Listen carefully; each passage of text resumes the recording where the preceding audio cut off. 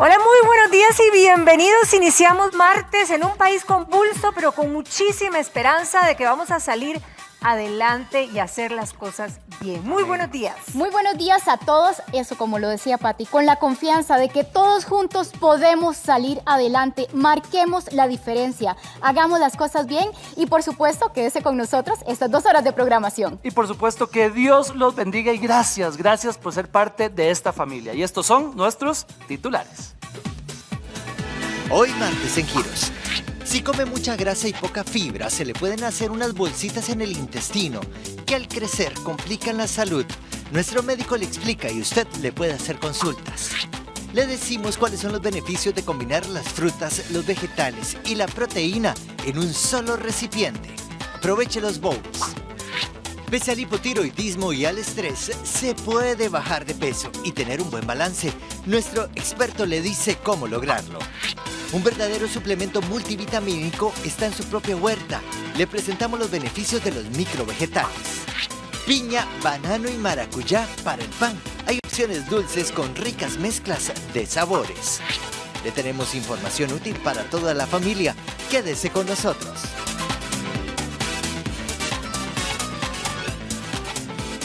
Ay, vamos a hablar de algo que aqueja a muchísimas personas porque comemos exceso de grasa. Sí, muchos lo hacemos y a lo mejor consumimos muy poca fibra y esto hace que eventualmente aparezcan esos pólipos.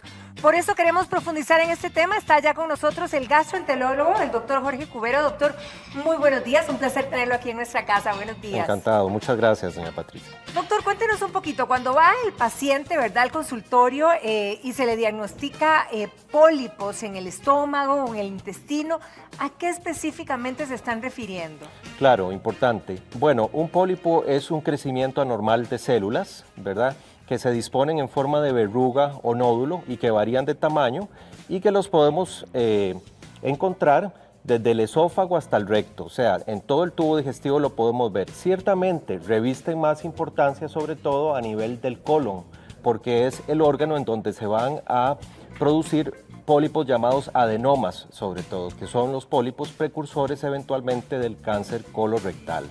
Ahora, si pudiéramos enumerar ciertos hábitos que podríamos determinar que son malos, ¿verdad?, que propician esta aparición de pólipos, ¿cuáles serían los más importantes, doctor? Sí, qué importante. Estos hábitos que voy a mencionar, la ventaja para el público televidente es que son modificables, es decir, podemos cambiar nuestro estilo de vida y prevenir, ¿verdad? ¿Cuáles son muy puntualmente? Bueno, pues sin duda alguna el sedentarismo, la falta de ejercicio y sobre todo la obesidad, ¿verdad? Ya está claramente demostrado cómo la persona obesa tiene un 30% más de probabilidades incluso de padecer de pólipos adenomatosos y por ende de cáncer colorectal, por ejemplo. Otro factor importante, el exceso de carne roja y sobre todo productos procesados, ¿verdad? Embutidos, sobre todo ahumados, conlleva un riesgo mayor, ¿verdad? Por otra parte también el consumo de alcohol es otro punto importante, siendo una causa que aumenta 1.5 veces más la probabilidad o hasta un 20% más la probabilidad de adenomas y cáncer colorectal. También dietas bajas en fibra, frutas, verduras, ¿verdad? Todo eso va a favorecer a la aparición de estas lesiones. Ahora, doctor, si hablamos, por ejemplo, de síntomas, ¿podríamos decir que anemia, náuseas o un fuerte dolor podrían ser los que nos avisen de la aparición de pólipos? Bueno, este es un punto importante porque los pólipos en sus etapas iniciales no dan síntomas prácticamente y es que ahí radica la importancia de el problema, claro que sí, porque acordémonos que nacen como lesiones milimétricas, ¿verdad?, en donde prácticamente son no se pueden percibir. Solo cuando el pólipo pues alcanza cierto diámetro y sobre todo cuando está cerca del recto o el colon sigmoides, ¿verdad?, es decir, muy abajo, cuando se ulceran y sangran es que podemos percibir pues sangre en las heces, por ejemplo, o anemia en caso de que el sangrado vaya siendo crónico, pero en su gran mayoría diríamos el 95% de las veces, los pólipos son lesiones asintomáticas, ¿verdad? Probablemente cuando den síntomas como dolor abdominal, cambios en el patrón de defecación, la cosa es está porque complicada. estamos ante una complicación, probablemente ya un adenocarcinoma colorectal. Doctor, quizá para ilustrar mejor a nuestros televidentes, lo invito a que pasemos a la pantalla para que nos ilustre claramente cómo van creciendo estos pólipos, ¿verdad? En el lugar donde se ubican, y a lo mejor usted nos vaya explicando. Claro, los pólipos, como lo dijimos, son lesiones que van desde pequeños, pocos milímetros, hasta centímetros, 3 hasta 5 centímetros, incluso podrían llegar a ocluir el lumen del intestino, ¿verdad? Y tienen varias formas, ¿verdad? Por ejemplo, en los casos de los adenomas, tenemos que son los pólipos precursores del cáncer colorectal.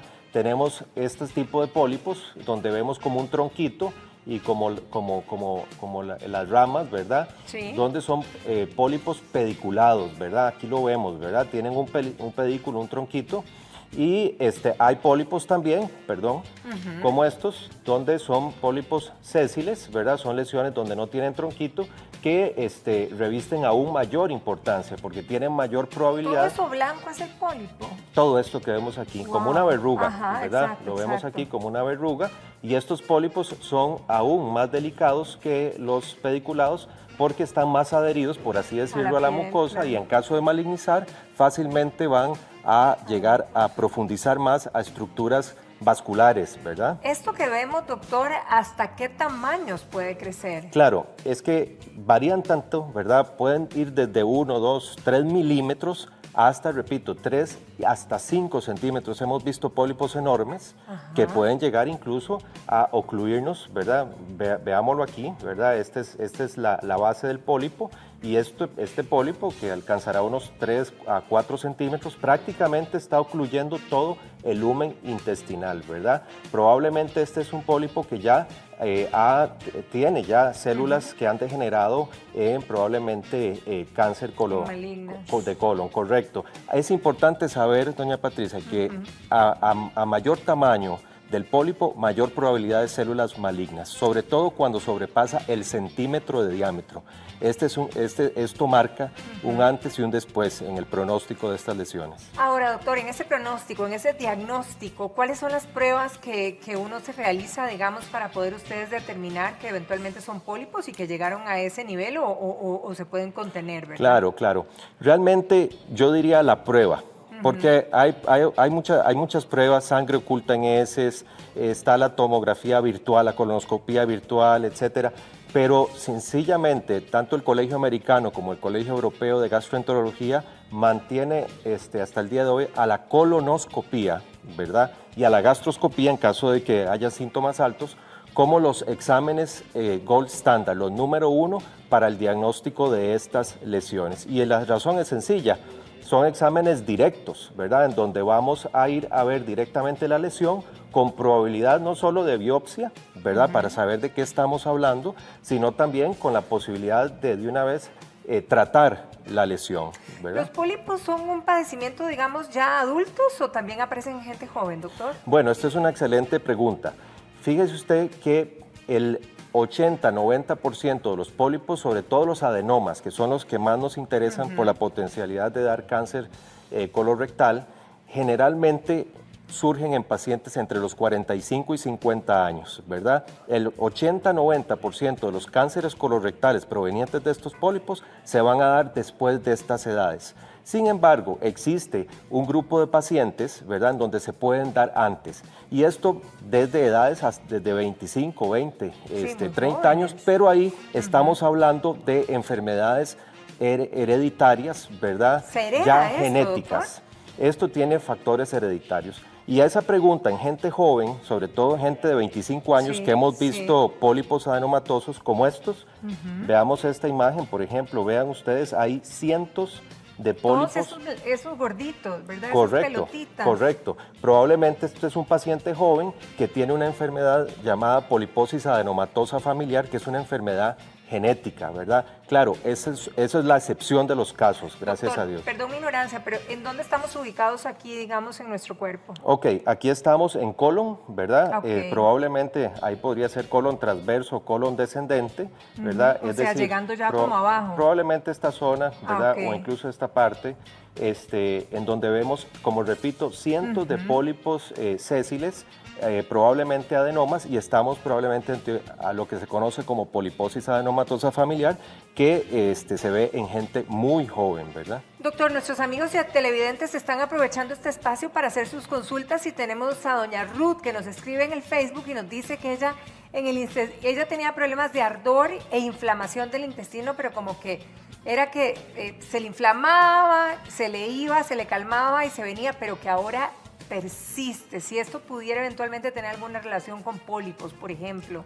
Ok, como vimos, generalmente los pólipos son asintomáticos, ¿verdad? Cuando ya hay síntomas, pues esto nos tiene que hacer valorar la necesidad de someternos a un examen llamado colonoscopía, sobre todo si, como lo vimos, hemos sobrepasado la cuarta, quinta década de vida. Es muy importante saber que en el caso de la señora, estos síntomas pues eran intermitentes, ¿verdad? Correcto. Y la intermitencia, esa distensión y esos cólicos, ¿verdad?, que no se dan todos los días, probablemente hablaba más de lo que se conoce como síndrome de colon irritable, intestino irritable, ¿verdad? Porque seamos francos, una lesión maligna, una ulceración, está No va- 24/7, no va a dar pausa, digámoslo así.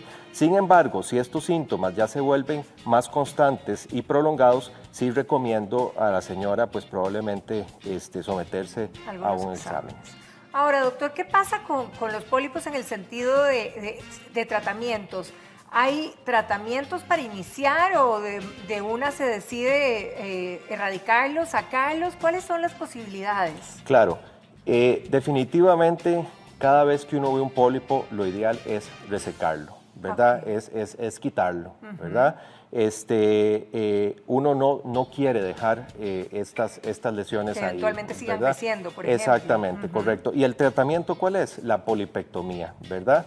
Dependiendo del tamaño de la lesión. Es decir, si son lesiones milimétricas, pues con la pinza de biopsia, que son unos pequeños pinzas. Que de hecho, yo no sé, perdón, doctor, si nos pueden poner esas imágenes que tenemos allá en la otra pantalla, porque creo que ahí estamos viendo perfectamente, son esos los pólipos, ¿doc? Ahí está, listo, ahí lo tenemos en pantalla. ¿Qué estamos viendo, doctor? Sí, ahí estamos viendo cómo hay lesiones planas, ahí se están inyectando con una sustancia que puede ser solución fisiológica o ácido hialurónico para separar la mucosa de capas más profundas, y estamos cortando con una especie de cuchillo, que es un electrocauterio, la lesión, ¿verdad? Ahí estamos viendo una mucosectomía o submucosectomía, ¿verdad? En donde se está resecando la pieza, y esta es la maravilla de la endoscopía, Claro, ¿verdad? claro. Estas lesiones, muchos años atrás había que operar. Que abrir, Sí, o sí, sea, había que abrir. tajar el cuerpo para poder sacarlo. Correcto, y ahora pues con la tecnología actual podemos proceder y evitar que estas lesiones pues evolucionen a lo que pudo haber sido un cáncer de colon. Ok, doctor, digamos que si se hace el procedimiento, ¿verdad? ¿Cuál es el seguimiento postoperatorio? Y quizá también que me responda la interrogante con respecto, ¿hay posibilidad de que vuelvan a salir? Sí, esta es una excelente pregunta. Por ejemplo, en el caso de los adenomas, que son como los pólipos más que sí, grandotes. porque hay pólipos inflamatorios, hiperplásicos, etcétera, pero nos centramos sobre todo en esos peligrosos que son los adenomas. Eso va a depender de, diría yo, 3 factores, es decir, el seguimiento. Cuando los quitamos, hay que dar seguimiento, pero ese seguimiento va a depender de 3 factores principales. Número 1, la biopsia. ¿Qué tipo histológico es el pólipo, verdad? Es decir, si es un adenoma con displasia bajo grado, de alto grado, bueno, son términos ya muy específicos, pero esto es importante.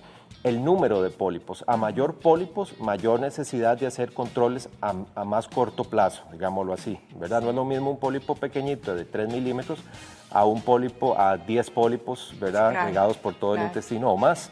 Y finalmente el tamaño, como lo vimos. El adenoma mayor de 1 centímetro reviste una necesidad de hacer intervalos más cortos. ¿A cuánto? Bueno, 1 año, 3 años, 5 años, eso va a depender de esos factores, más otros factores de riesgo, como si el paciente tiene familiares de primer grado con Que hayan cáncer, tenido que hayan cáncer. tenido, correcto. Ok. Entonces ahí va a depender.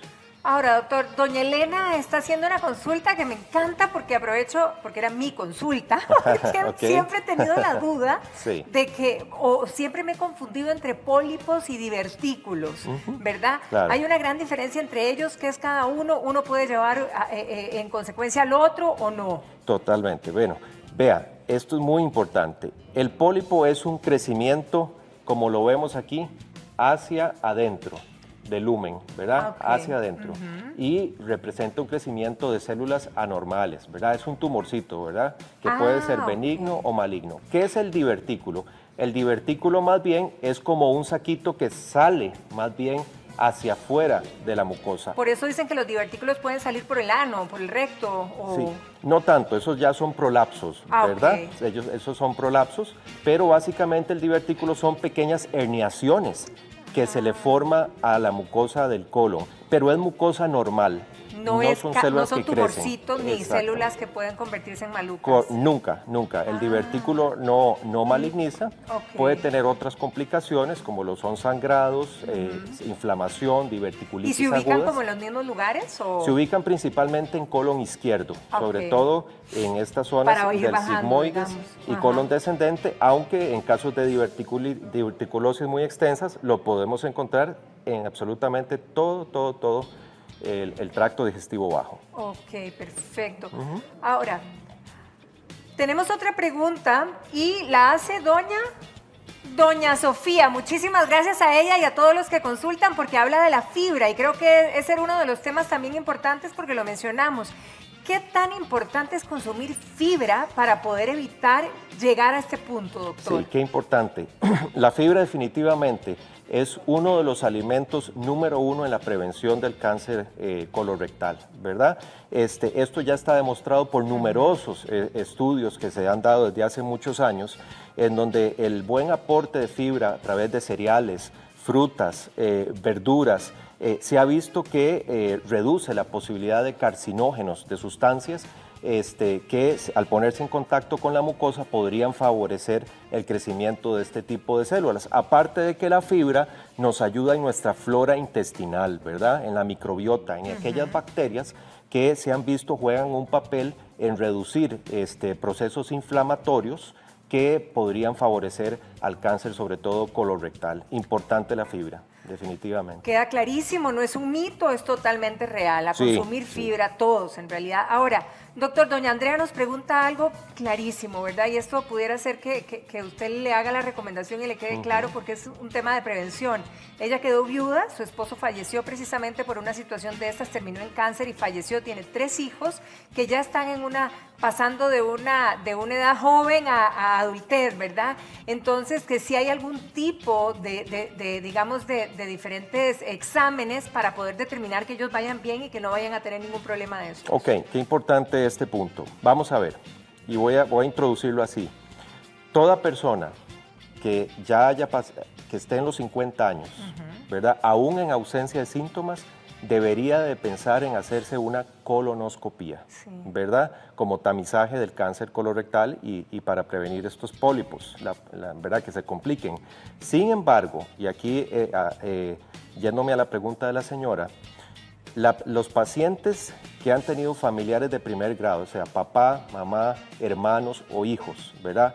Con cáncer colorectal, tienen que empezar 10 años antes el tamizaje por cáncer colorectal. A los 40, A los entonces. 40 años la colonoscopía. O 10 años antes de la edad al que el familiar se le diagnosticó cáncer de colon.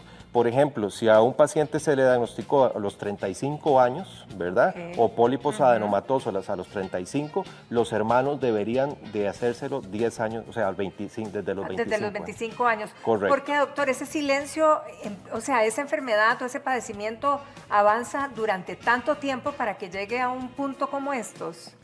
Un pólipo, generalmente milimétrico, y esto afortunadamente es así, en el 95%, 90% de los casos, los pólipos milimétricos requieren alrededor de unos 10 años para llegar a convertirse en un cáncer de colon, a excepción de ciertas enfermedades genéticas. Por eso ¿verdad? la recomendación de tanto tiempo antes. Correcto, y es que la herencia, doña Patricia, redobla la posibilidad de pólipos adenomatosos y cáncer de colon. Ahora, tenemos la consulta de don Gerardo. Doctor, don Gerardo nos comenta que él fue operado de pólipos precisamente a los 21 años, que en la biopsia de los pólipos eran todos benignos, no pasa nada, pero a los años le volvieron a salir, se los volvieron a quitar, a los años también.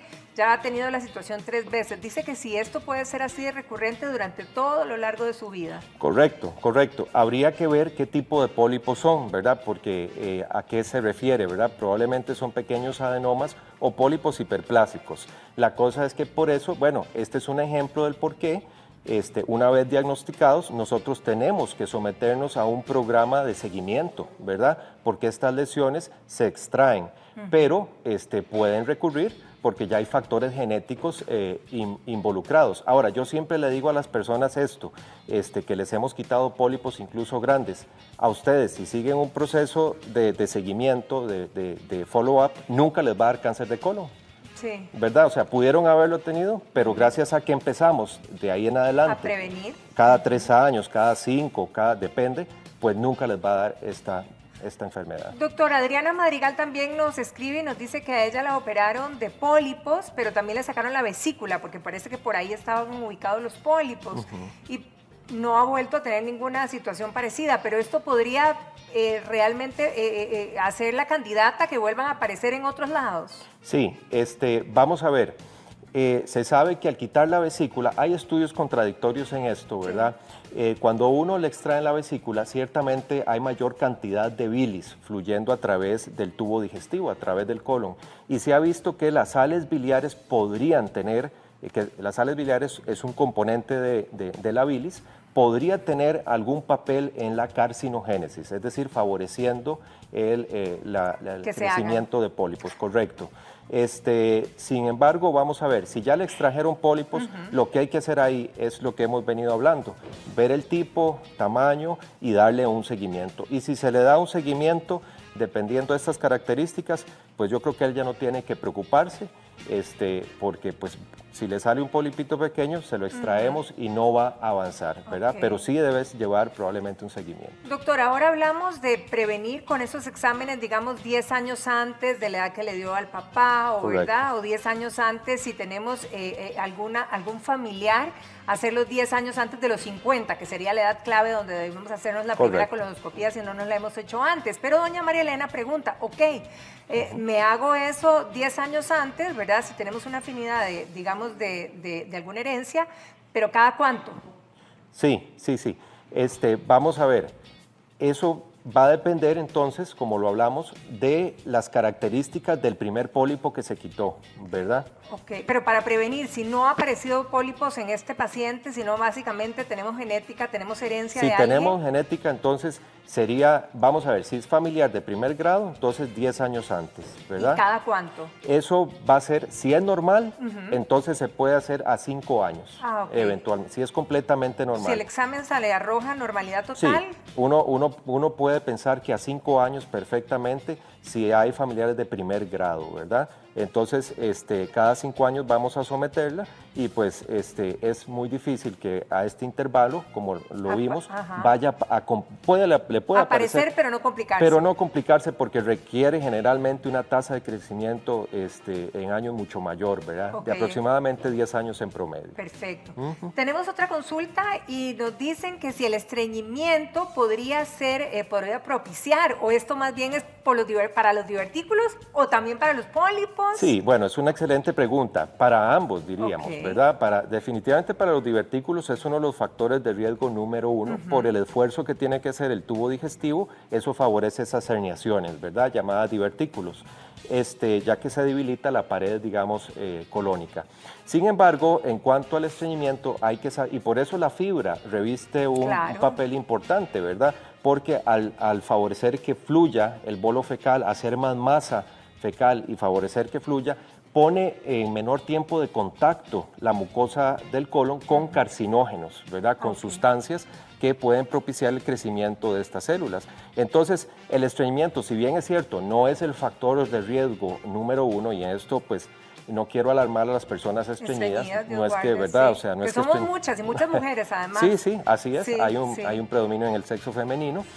No quiero alarmar, ¿verdad? Porque hay otros factores mucho más relevantes, pero sin duda alguna el aporte de fibra en esta población, ¿verdad? Y aparte de otras medidas, reviste una importancia también en este sentido. Clarísimo, doctor. Doña Miranda también nos escribe y nos habla de su madre, que tiene 68 años, que a ella sí le hicieron exámenes, sí le encontraron pólipos, pero la pregunta de ella gira alrededor del dolor que está teniendo tremendo en el estómago, que si esto ¿es específicamente por esto o pudiera ser por cualquier otra cosa?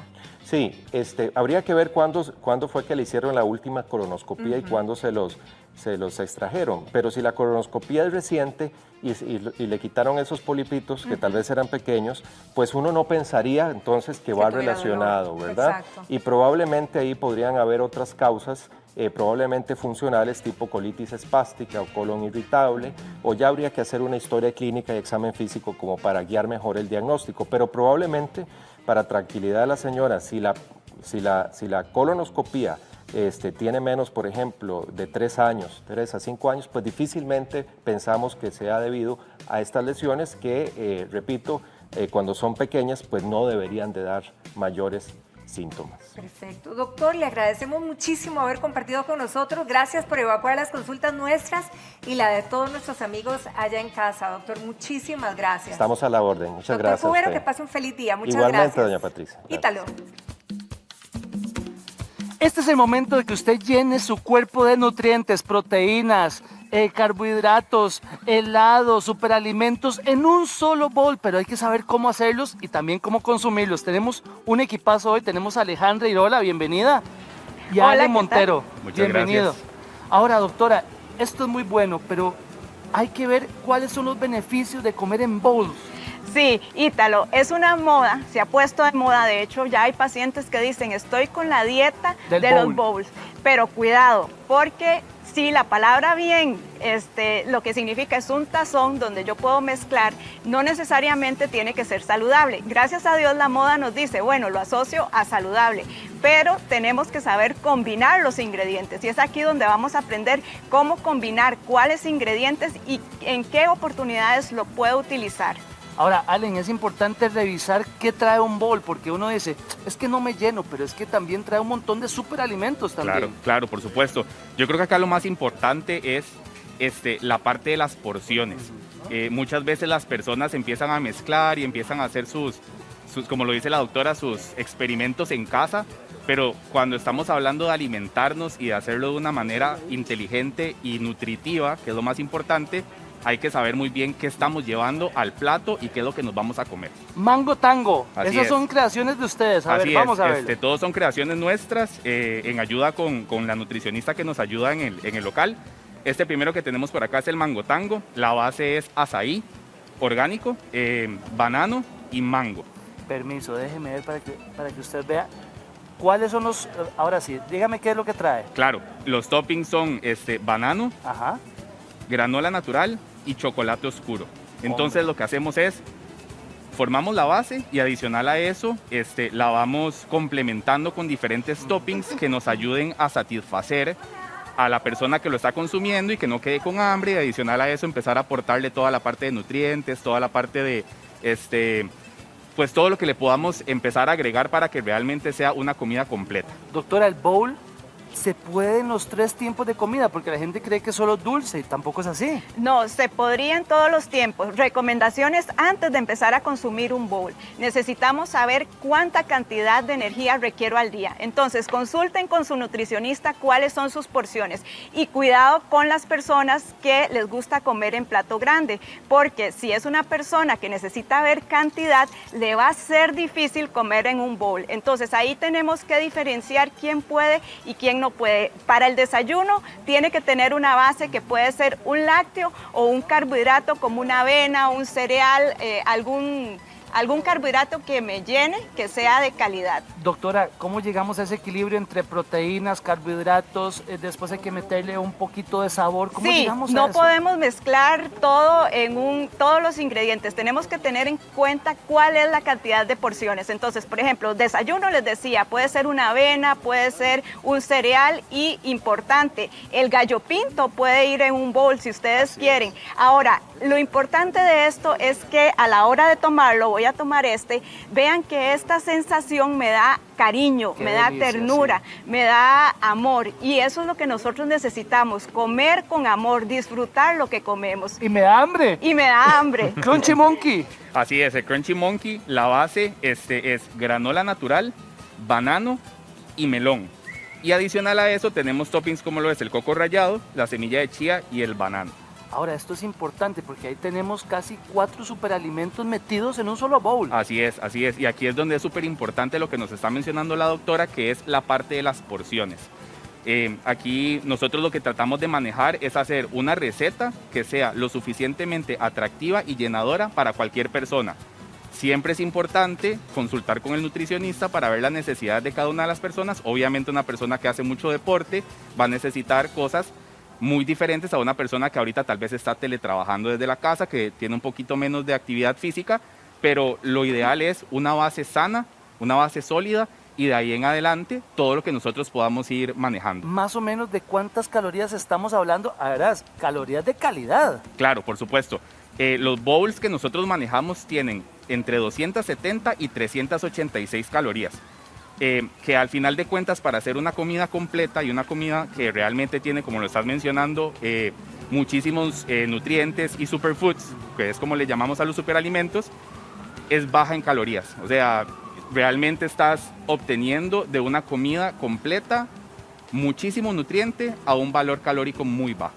Doctora, y eso es importante porque da de la mano con esa sensación de saciedad que llegamos después de comer un bowl. Ahí nosotros tenemos que tomar en cuenta la distribución calórica. Entonces, el desayuno puede andar, puede ser un excelente desayuno, pero también tenemos los bowls salados, que eso es importante, porque ahí podemos mezclar la base de vegetales, la base de harinas, podemos utilizar las leguminosas que son tan importantes y lo que tenemos que hacer es acomodarlos de forma que en la base quede el alimento más calórico en porción pequeña y después le vamos adicionando poco a poco en porciones medianas las grasas, que puede ser el aguacate, puede ser el aceite de oliva, el coco también como una grasa saludable y después los vegetales, que tenga mayor cantidad de vegetales. Doctora, ¿quiénes son candidatos a comer en bowls? Depende, puede ser, por ejemplo, para la persona que le gusta comer bastante, no es candidato, porque va a haber una taza pequeña, pero si necesita ver un plato grande, no va a ser un candidato. Y es lo mismo tal vez y en porciones. puede tener incluso hasta más cantidad de calorías y puede darle más sensación de llenura, pero recuerden que todo entra por la vista. Correcto. Entonces, las personas que podemos hacer en casa bowl, sí, pero si yo estoy acostumbrado a comer en plato grande, mejor no. Ahora, combinar los ingredientes que no lleven mucho sodio, cuidado con las salsas, con los vinagres, con los aderezos y hacer aderezos de yogur que sean más proteína y más nutritivos. Allen, Tropipop. Así es, el Tropipop, a diferencia de los dos anteriores que vimos, es un poco más nieve. Está hecho a base de piña y mango. La piña y el mango, súper importante para las personas que lo quieran hacer en casa, tiene que estar congelado. Ese es el secreto y el tip que vengo aquí a contarles. El éxito de un bowl y que tenga realmente esa consistencia es que la fruta esté congelada. Entonces, como les dije, mango, piña y adicional a eso, pues este es un poquitito, si ves la diferencia, tiene un poco más de toppings que los anteriores. Así porque la base es muchísimo menos calórica, entonces le podemos agregar un poquitito más en los toppings, podemos jugar un poco más. Entonces este tiene coco rallado, tiene granola natural, chocolate oscuro y fresa. Este es un espectáculo, el Green Queen. Así es, el Green Queen. El Green Queen es literalmente el que las personas nos piden para cuidarse más. Entonces, la base es banano, manzana verde y espinaca. Muchas veces las personas piensan que la espinaca o la remolacha o este tipo de verduras y vegetales son aburridos y saben mal. No, todo lo contrario, para nada. Por ejemplo, la remolacha es un alimento que le aporta muchísimo sabor y dulzura a los alimentos. ¿Esta base de qué es? Como te mencionaba, es banano, espinaca y adicional a eso, manzana verde. Hombre. Y arriba tenemos semillitas de chía y arándano entero. La cantidad de nutrientes que se está Así llevando es, uno. La así es. Ahora, doctor, usted me habla del gallo pinto. Sí. Ahora, la gente le gusta ver en un plato, pero podemos armar un casadito en el bowl. En el bowl, totalmente. Lo importante es que no echen todo por echar. La ciencia de esto, y por eso ellos tan exitosos, Así porque entra por los ojos. O sea, si usted lo acomoda bien, bonito, le pone una filita de ensalada Así en bonito, medio, como lo hace Allen. y en un recipiente tan amoroso que Así es el es. coco, ¿verdad? Lo va a disfrutar y lo va a consumir bien. Importante, las personas que tienen los triglicéridos altos sí se tienen que cuidar con la cantidad de fruta que consumen. Entonces ahí, por eso siempre decimos, consulte con su nutricionista para ver cuántas porciones, porque se mantienen las porciones. Porque sea una taza, no quiere decir que vamos a echar a lo tonto que dice uno. tonto, ¿verdad? Que dice uno, no, a lo diestra. Allen, ármese este que tiene por ahí Claro para que sí, que le perfecto. veamos la forma correcta de armar este bowl. Por ¿Cuál supuesto. sería? Este bowl que tenemos por acá, nosotros le llamamos Pink Flamingo. Ajá. La base es pitaya, kiwi y Ese banano. color, hombre. Entonces, súper importante, la base, como les comentaba, antes de preparar, tiene que estar congelado. Entonces, siempre con cuchara porcionada, súper fácil para que lo veamos, es simplemente agregar, por acá tenemos granola, y adicional a eso, le agregamos un poquitito de coco Bueno, imagínese y usted. listo. Allen, Así de fácil. una delicia y que Dios le bendiga ese emprendimiento. No, Doctora, muchísimas muchas gracias, de gracias. Que verdad. Dios los Mucho bendiga. gusto. Gracias. Verónica. Pati.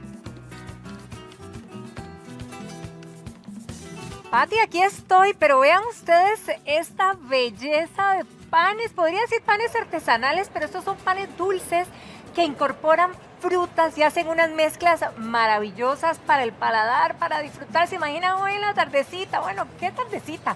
Hoy en la mañana un cafecito Claro. con alguna de estas delicias. Gustavo Guzmán justamente está con nosotros para mostrarnos un poquito de todo lo que hacen. Gustavo, muy buenos días. Muy buenos días, muchas Feliz gracias. de tenerte aquí nuevamente. Muchas gracias, muy amables. Contanos un poquito, este pan artesanal, ¿verdad? ¿Cuál es la diferencia? Primero que todo, de algo que me impresiona, el horneo. ¿Cómo es? Ok, horneamos con leña de café Ajá, en hornos de ladrillo refractario. con café. ¿Se pueden imaginar? O sea, uno se imagina hasta Sí. ese, no sé, ese aroma en ese El, horno. el debe ser aroma, el espectacular. cocimiento Y el es sabor. básicamente raíz de café, de cafetales que se han ido renovando, entonces sacan la mata. Hay plantas que tienen hasta 100 años. Qué increíble, eso es toda una De historia. cafetales muy viejos en distintas zonas del país y nosotros recolectamos esa leña y es nuestro combustible para fabricar esto. Buenísimo. Quiero ver y quiero que me expliques cómo incorporan las frutas en estos panes dulces. Bueno, por ejemplo, siempre hemos manejado en el catálogo los tradicionales, que la Ajá. gente los Empecemos por los consume básicos, mucho, los entonces. básicos, Ajá. correcto. Este es el banano Uf. con nueces, ¿verdad? Qué Que bueno. es muy sabroso. Vamos a irlos partiendo para que Vale. vean el pancito textura, ajá. y el acabado por dentro del pan. Si ven, tiene las nueces, los pedacitos de banano. Es muy sabroso. Tenemos una variación de este producto Sí. con chispas de chocolate Ah, caramba, para todos los dulces. para todos los dulceros. Y los que quieren pecar un toque. Exactamente. Es Ok. muy sabroso. Es muy sabroso. Ok, y el pan de banano, que es un clásico Es que un nos clásico. encanta. ¿Y Zanahoria no puede faltar, ¿verdad? Sí. Que también le incorporamos semillas. Es que las semillas le dan un toque Las semillas le dan buenísimo. un toque buenísimo. Uy, vean cómo se ve la zanahoria, qué belleza, Sí, y las y semillitas. este tiene también pasas. Ah, y esto Sí, también tiene sí, pasas. te le incorporamos Ay, las pasas. negritas, sí. Sí, exactamente. Ajá, ok. Es un poquito más seco que el de banano, ok. pero es espectacular, Igual muy de- sabroso. Y que lo diga usted. Muy sabroso, sí. Ok, por aquí, estos rollitos Bueno, estos son los rollitos de canela que siempre son también muy son clásicos apetecidos, y ¿verdad? apetecidos. Incorporamos también semillas y vean qué delicia. ¿Que tiene dulce de leche o caramelo? Bueno, en esta oportunidad quisimos traerlo con dulce de Con leche y dulce de caramelo, leche. pero Uy, ve la vean amiga cómo se para. adentro, súper relleno. Particularmente el cocimiento en horno de leña hace esto en la panadería. Esto te iba a preguntar, la textura de la miga, la textura del pan en general. La textura del pan. Hace una diferencia. Si ustedes ven, tiene retorno. Sí, que ¿verdad? generalmente se quiebran. Sí, exactamente. Pero el estilo del horneo Ajá. procura esto. Ok. ¿Verdad? No, pasa por aquí, porque este color, vea, o sea, espérate antes de que la desarmes, porque vean esta canasta. Bueno, a mí es que la naranja me fascina y me fascina cuando hablamos de pancito dulce con naranja, me parece que es una combinación espectacular. Vean estas. Hemos querido Mesitas incorporar, bellas. sí, hemos querido incorporar en nuestras recetas, bueno, por supuesto que las frutas y una crema pastelera de la casa, Ok. que es muy sabrosa, una miga muy suave, Ajá. de muy buena resistencia y el sabor de la naranja es espectacular aquí. Es que qué importante que el pan no sea puro aire, ¿verdad? Adentro, sino que Exactamente. realmente sea Que así como sienta- rico. Como, exacto. Bueno, Que vamos. sustente, que sustente. No, que uno sienta que se está comiendo todo. Muy bien, por ahora aquí. vean esta maravilla que terminamos de diseñar este mes. Esto es una cosa maravillosa. Esto vean. es higo. Ah, estos son Sí, higos. esto es un pan artesanal de higo. ¿Y eso que es como un glaze de azúcar? Es un glaze Ajá. de azúcar. Ok. Vean a los amantes del higo. Es que además me encanta porque viene bien compuesto de Sí. fruta, no que le pasó por ahí por el camino. No, esto es una preparación de este ¿Podrías último mes. hacerle así como a la amiguita? Eso, Sí. vean qué delicia. Es que se ve esponjoso, se ve así como Es que muy, muy tiene sabroso. mucho. Y tiene un excelente sabor. ¿Y eso que tenía encima son semillitas? Esas son semillitas, sí. Ok. También tiene un poquito de calabaza arriba. Ah, Sí, vámonos con incorporamos. este, que a mí los frutos rojos, Bueno, los arándanos son mi perdición. esto es completa y absolutamente delicioso. Estos son arándanos y moras. Ajá. Vamos a ponerle aquí el cuchillo. Y recuerden que se ha hablado tanto de las berries, ¿verdad? De todo lo bueno que tiene. Uy, vean adentro, vean qué delicia. Para el cafecito de la tarde, No, apenas fenomenal. para endulzar Igual el café. es un pan, Ajá. si ustedes lo ven, la resistencia es muy buena. Ahora, las dudas que deben de tener en casa, ¿verdad? Es cuando hablamos de estas frutas, todas las frutas son naturales. Todas las frutas son naturales. Por ejemplo, esos arándanos son de la zona de Poás.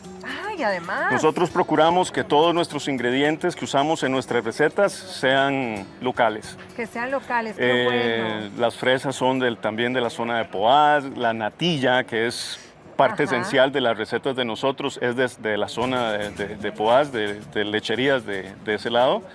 Entonces, bueno, es una economía de apoyo, más en estos momentos Como en que debería necesitamos ser empujar. generalmente en todo tipo de Claro, negocio en este momento, claro. ¿verdad? Y realmente que llegue al consumidor final y que el consumidor final además conozca toda esta Por cadena. supuesto, por Terminemos supuesto. con este, porque no lo voy a dejar por fuera, porque Bueno. sé que muchos cuando vieron el de Choco, ¿verdad? O sea, vean esa delicia. Particularmente, lo extraordinario del horno de leña es que la capacidad de refracción arriba y abajo es excelente. Entonces, lo que hace en el producto es básicamente esto, una corteza.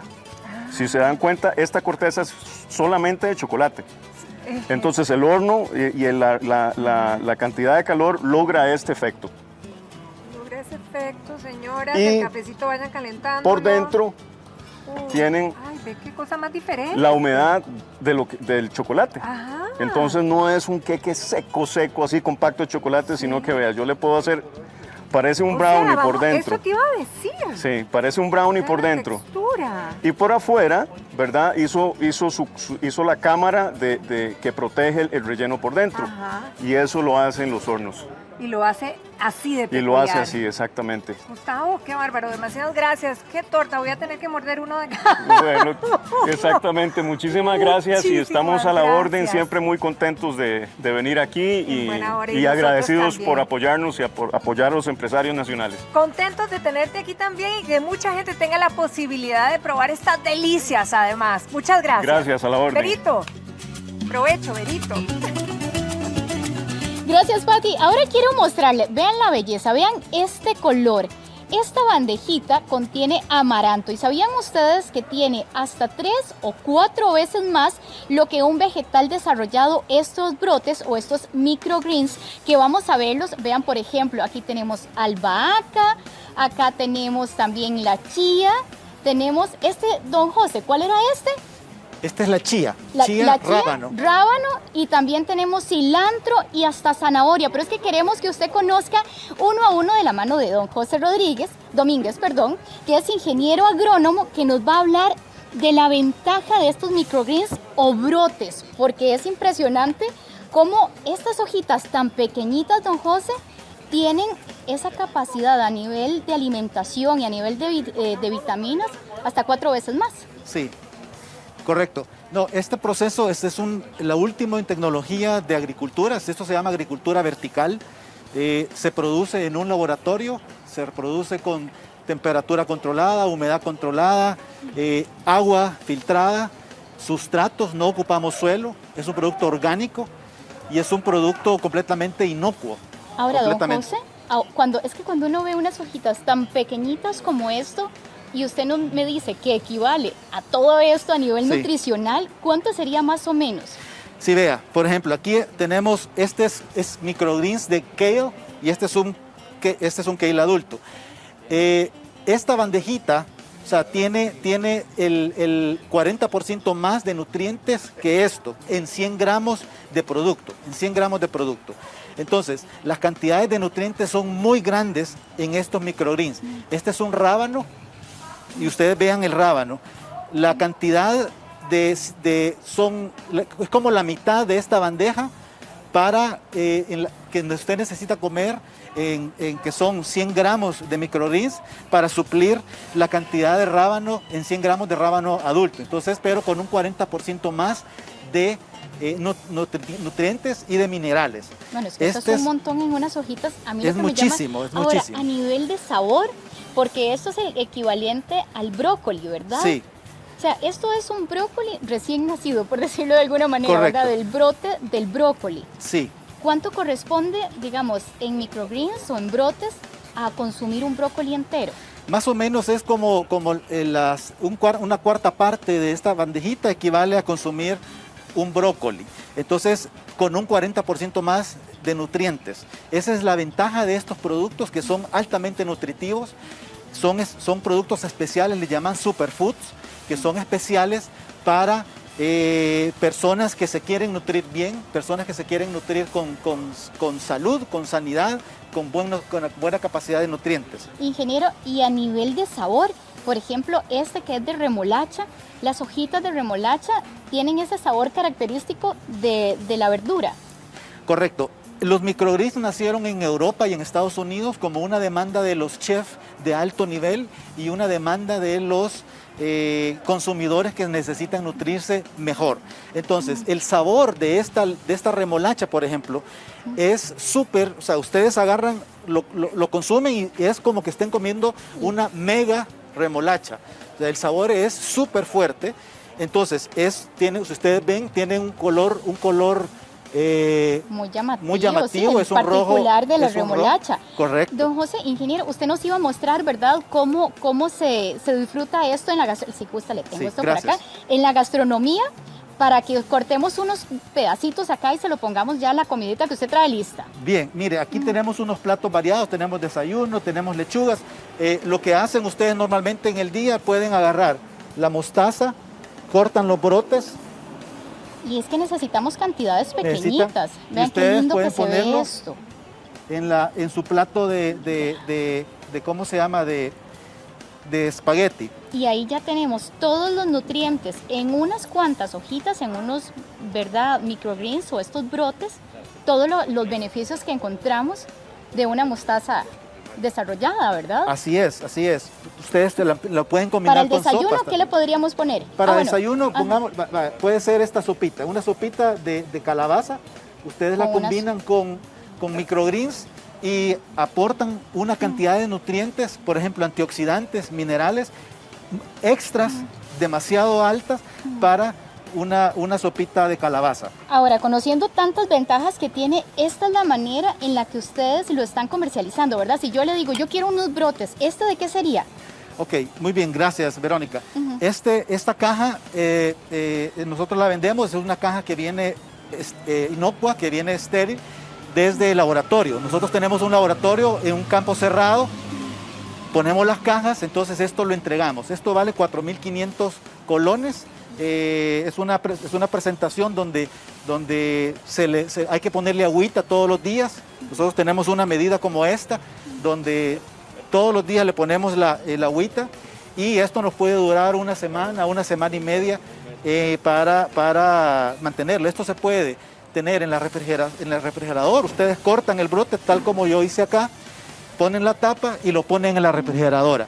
O pueden cortarlas y dejarlas así libres como están estas en un lugar donde no haya mucho sol, así como acá que está con sol indirecto. Ahora, don José, si yo quiero en casa, como para mostrarle a todos allá en casa, que es una manera muy sencilla, corto desde la raíz. Correcto. ¿Dónde sería el corte? Ahí. Como acá. Exactamente ahí. Y acá, digamos, yo digo, bueno, quiero un poquito, esto es de brócoli, ¿verdad? No sé, me imagino en una sopita, vea, ya se lo estoy desarmando acá. Y acá tengo los brotes para poder hacer, digamos, en la sopita, por ejemplo, que teníamos por acá. Ajá. O en la ensaladita. O en la ensaladita. Ahora, una cantidad como esta sería lo que yo necesito, por ejemplo, de brócoli al día. Sí, las cantidades de nutrientes son sumamente altas. Si ustedes tienen esta lechuguita, entonces quieren complementar nutricionalmente con antioxidantes, minerales, ácidos fólicos, colocan esta pequeña cantidad de microgreens, en este caso de brócoli, y ya hacen una mejor ensalada porque es mucho más nutritiva. Y además el sabor es como, tiene más presente ese sabor, ¿verdad? Correctísimo. El sabor es muy fuerte. Hay microgreens que saben hasta wasabi, una comida oriental que es sumamente fuerte para el paladar. También tenemos unos huevitos por allá, podríamos ponerle un poquito de brócoli por acá. Y ahí estamos levantando. Bueno, qué impresionante que en algo tan pequeñito esté tan cargado de nutrientes y que además lo podemos tener en casa, que es lo más importante. Así que, ingeniero agrónomo José Domínguez, muchísimas gracias. Y esto es un buen emprendimiento también de sus hijos, ¿verdad? Que lo están acompañando por acá. Le agradecemos mucho su tiempo. Y a seguir produciendo, ¿verdad? Está cargado de nutrientes en un espacio muy pequeñito. Muchas gracias. Muchas gracias. Mis hijos, José. Bueno, y aquí están los chicos que Jorge, son parte del emprendimiento también. Ellos están emprendiendo el negocio. Cualquier contacto es José Domínguez, el chef, y Jorge Domínguez como representante de la parte nutricional del negocio. Entonces, pedidos, vamos a hacer una especie de afiliación semanal. Las personas que quieran productos semanales, vamos a rebajarle los precios para poderles entregar en sus casas producto fresco. Muchísimas gracias. Gracias, chicos. Gracias. Bueno, y nosotros de inmediato vamos a hacer un repaso por la actualidad nacional y nos vamos a trasladar hasta la comunidad de Barranca de Punta Arenas, porque ahí mismo estaban desapareciendo pollos y gallinas y la gente estaba bastante molesta por un lado y otros asustados. Y ya saben quién era. Bueno, más adelante estaremos teniendo el detalle de esto porque van a saber quién o qué estaba ocasionando esto. Pero por el momento vamos a hablar de la Navidad. Vamos a empezar a introducirnos en todo este tema. Eric trabaja en una tienda ubicada en San José. Yo tengo 12 años de trabajar gracias a Dios en la compañía y durante esos 12 años siempre se ha contratado personal. Aunque ya para estas fechas, él y sus compañeros estarían seleccionando gente para darles un empleo temporal por la temporada navideña, a esta altura del año aún no tienen claro si van a contratar a alguien. Este es un año completamente muy diferente a los demás, ¿verdad? Y pensar en contratar personal este año es muy difícil realmente. Por una situación similar pasan Stacy y Ronald. Por ahorita no lo hemos pensado muy bien por el movimiento de las personas. Eso lo veremos como en noviembre, a principios de noviembre. Siempre hemos metido hasta 4 personas a laborar con nosotros. ¿Y este año? Bueno, este año vamos a esperar a ver, o sea, hasta el día de hoy no te puedo decir que sí, vamos a esperar a ver cómo se comporta el mes de octubre.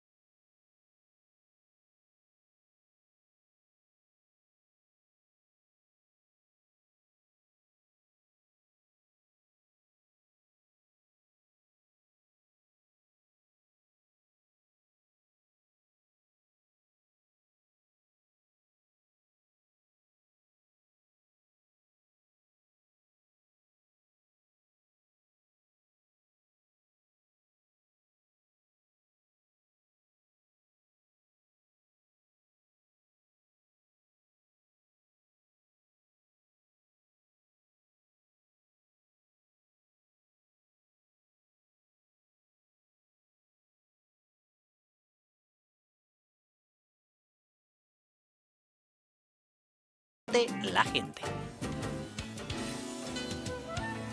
En estos últimos días que se han presentado diferentes situaciones de mucho desorden e incluso situaciones violentas, dos expresidentes hacen un llamado a la calma y un llamado a que se lo haga y que se haga a la tica.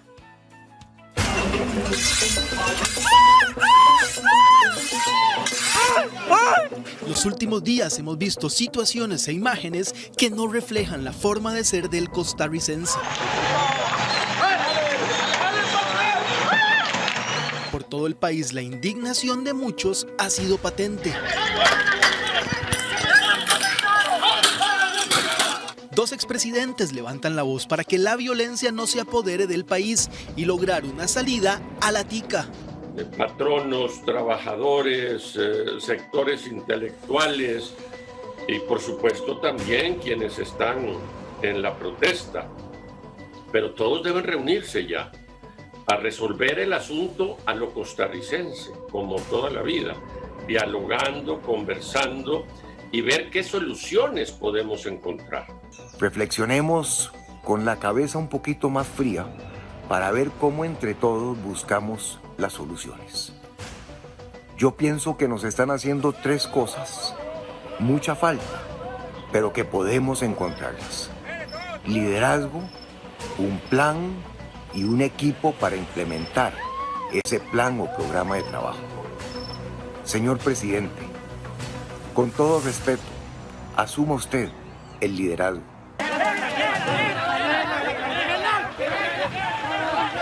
Don Rafael Ángel vivió una situación similar en su administración, por lo que le recomienda al presidente Alvarado pensar en el pueblo. ¿Será necesario en algún momento un impuesto? Uno. Yo, por ejemplo, cuando fui gobierno, solo un impuesto me bastó para arreglar una situación bastante difícil en lo económico. Entonces, pero eso deberá salir del diálogo, de la conversación, del convencimiento entre los diversos sectores de la población y no de la violencia entre costarricenses. Por su parte, don José María considera que en este momento debe de prevalecer el diálogo permanente. Haga 25 llamadas por teléfono a 25 personas representantes de todos los sectores. Invítelos a negociar con usted directamente, sentados todos en la mesa del Consejo de Gobierno de Casa Presidencial, y a partir de mañana, de 7 de la mañana a 7 de la noche, trabajemos para sacar un programa que nos sirva a todos. En un momento crucial, los exmandatarios consideran que debemos resolver las diferencias como siempre lo hemos hecho. Que vaya viendo para dónde arrolla, porque aquí estamos en Limón Centro y aquí no se mueve ni una aguja, ni para allá ni para acá. Gracias por continuar con nosotros y de vuelta a la actualidad. Es lamentable comentarles que 54 mujeres fueron asesinadas este año por su condición de mujer. Y lo más triste de todo es que pareciera que los femicidios no se detienen. Y una triste arista también es el dolor de los pequeños que se quedan sin padres. Y precisamente esa arista es la que queremos retratar hoy en este reportaje. Un hueco que a uno le queda. Nunca, nada ni nadie lo va a superar. Y que haya quedado una niña, pues ahí, disculpe porque me dan como muchas ganas de llorar cuando hablo de esto. Tiene 4 años y Amanda trata de entender de algo que llaman cielo. Un lugar donde su abuela Rosemary le asegura que está su madre Caroline, una muchacha de 25 años que fue asesinada por medio del sicariato, ya que su novio, quien vivía con otra mujer, quería evitar que su pareja estable se diera cuenta de su infidelidad. Nosotros le explicamos a Amanda que mamá estaba en el cielito, que mamá era una estrellita. De hecho, ella se emociona mucho. Ella dice que mamá está en el cielo, que la está viendo. Cuando está oscuro, ella dice que mamá está durmiendo. Caroline fue sacada de su casa por los sicarios para luego asesinarla en el volcán Barba. Todo eso mientras su hija se mantenía donde un familiar. Desde entonces, Amanda sigue a la espera de que su mamá regrese del trabajo. Yo vine un día tarde, como a las 7 de la noche, y ella me dice, mami, pensé que venías con mamá. Y yo me quedé así, con un nudo en la garganta. y no tengo las palabras para decirle, Amanda, a mamá la mató un hombre, porque si le digo que la mató un hombre, ella va a odiar los hombres. Hay un conocimiento previo del daño de todas las personas que les va a causar el daño con la muerte de esa mujer, ¿verdad? Incluyendo los hijos. El feminicidio es algo que ocurre en un momento, pero es la acumulación de muchas acciones y omisiones que tienden a marcar el poder y la superioridad del hombre sobre la mujer. Ahora la niña está en el kinder. Es muy feliz con su abuelita, lo más familiar que tiene, junto a su papá, pero en algunos años deberá enfrentar con una realidad que la sociedad costarricense aún no resuelve. Me dijo, mami, vieras que mamá vino y me agarró las manos. Y yo quería llamarte, mami, pero no podía decirte que mamá regresó. Y ella me agarró las manos duro.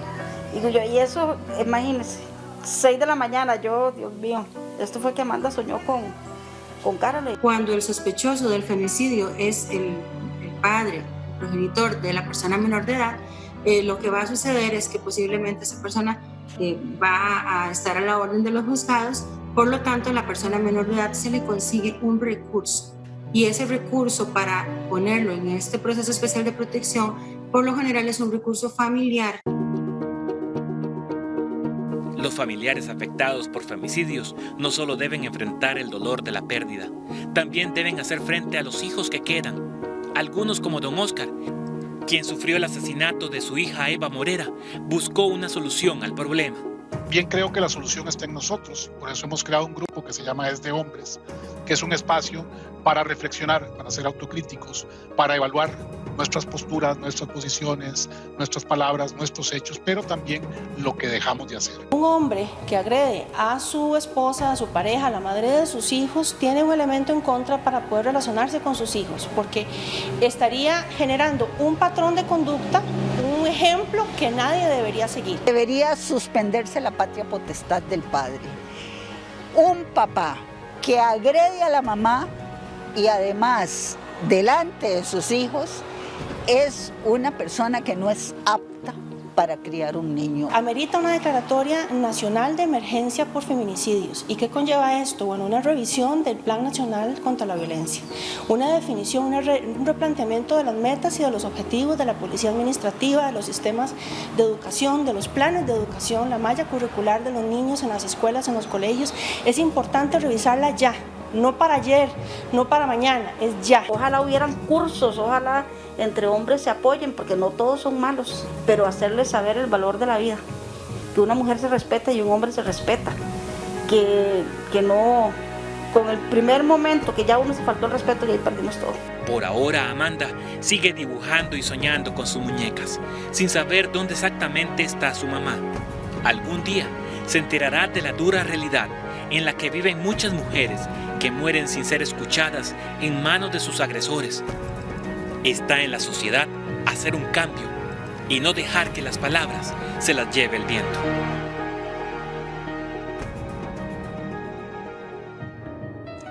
Y muchos de los expertos están pidiendo que se declare esto como emergencia nacional, porque la huella que está dejando es tremenda en estas generaciones, en estas familias, y justamente en la familia de Alison Bonilla, que quizá dentro de todo el dolor que ha embargado a esta familia, hoy llegue un momento de paz, porque pareciera que ya están confirmados que los restos encontrados en Cachí efectivamente son de Alison.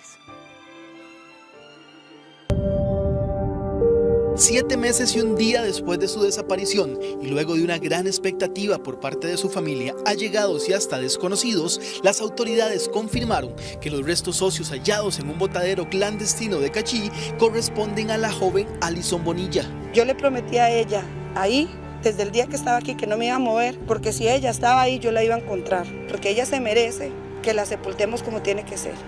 La sección de bioquímica del Complejo Forense del Poder Judicial confirmó la información. Ellos esperaban que la investigación tardara más de 2 meses. Para un resto óseo, por ejemplo, nosotros tenemos un tiempo de respuesta entre 60 y 75 días, contando con que esa muestra es una muestra complicada. Ese es un tiempo muy bueno.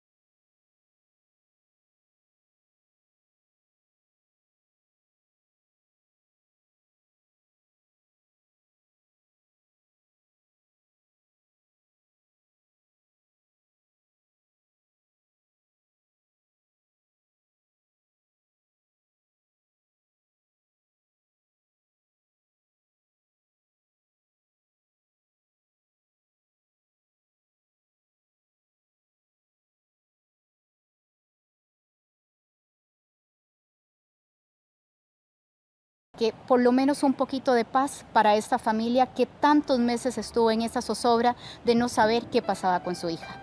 Pero bueno, ahora vamos a hablar del vinagre, porque el vinagre sin duda le pone sabor a sus comidas, pero hay que saber cómo utilizarlo, y hay diferentes tipos de vinagre y con reducciones y demás. Pero Sara Centeno, que es especialista en la materia, hoy nos habla de las ventajas del vinagre, que además de rico nos da buen saborcito a nuestra comida y nos ayuda. Sara, un buen vinagre para darle ese aliño a la comida, ¿qué características debe de tener? Y buenos días. Buenos días, muchas gracias por la invitación al programa. Todo depende mucho de los gustos que tengamos. Existen una gran variedad de vinagres. Tenemos el vinagre blanco, tenemos el vinagre tinto, el vinagre balsámico, tenemos vinagre de manzana, vinagre de arroz. En el mercado existen muchos. Hoy les voy a hablar de 4, el vinagre blanco, el balsámico, el de manzana. Por ejemplo, el vinagre balsámico tiene la característica de que él tiene un sabor dulce y es menos ácido, como cuando uno agarra el vino tinto, el vinagre de vino, que generalmente viene de vino tinto. ¿Por qué tiene estas características el vinagre balsámico? El vinagre balsámico tiene estas características porque él no es una fermentación alcohólica.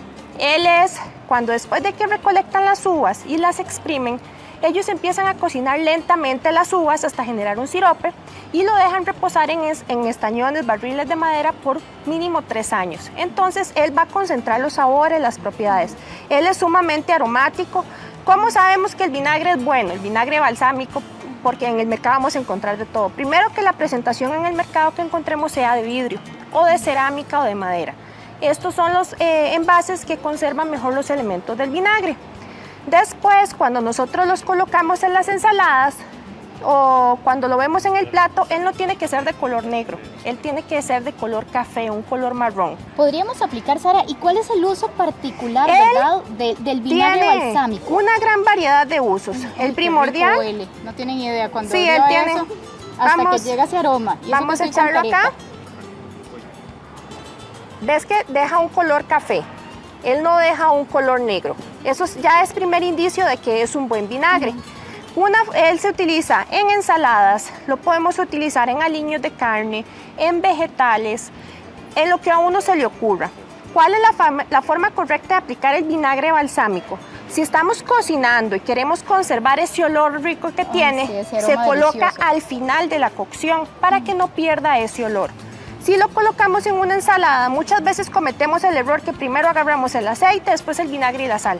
Totalmente incorrecto. Si queremos que el sabor quede, primero debemos colocar la sal, la pimienta, las especies, el vinagre y por último el aceite. Porque si ponemos primero el aceite, él no va a permitir que los vegetales o la ensalada se impregnen del sabor del vinagre.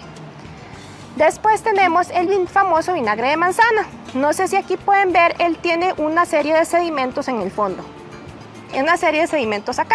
Ok, ahí lo tenemos. El vinagre de manzana se ha puesto últimamente mucho de moda porque él es alto en vitamina A, en vitamina B, rico en minerales, aparte que nos ayuda para el proceso digestivo. Le dan ciertas propiedades hasta para adelgazar y un montón de todo, beneficios. Hasta en teoría regula el pH de la sangre y de todo, hasta para limpiarse la cara la gente lo utiliza.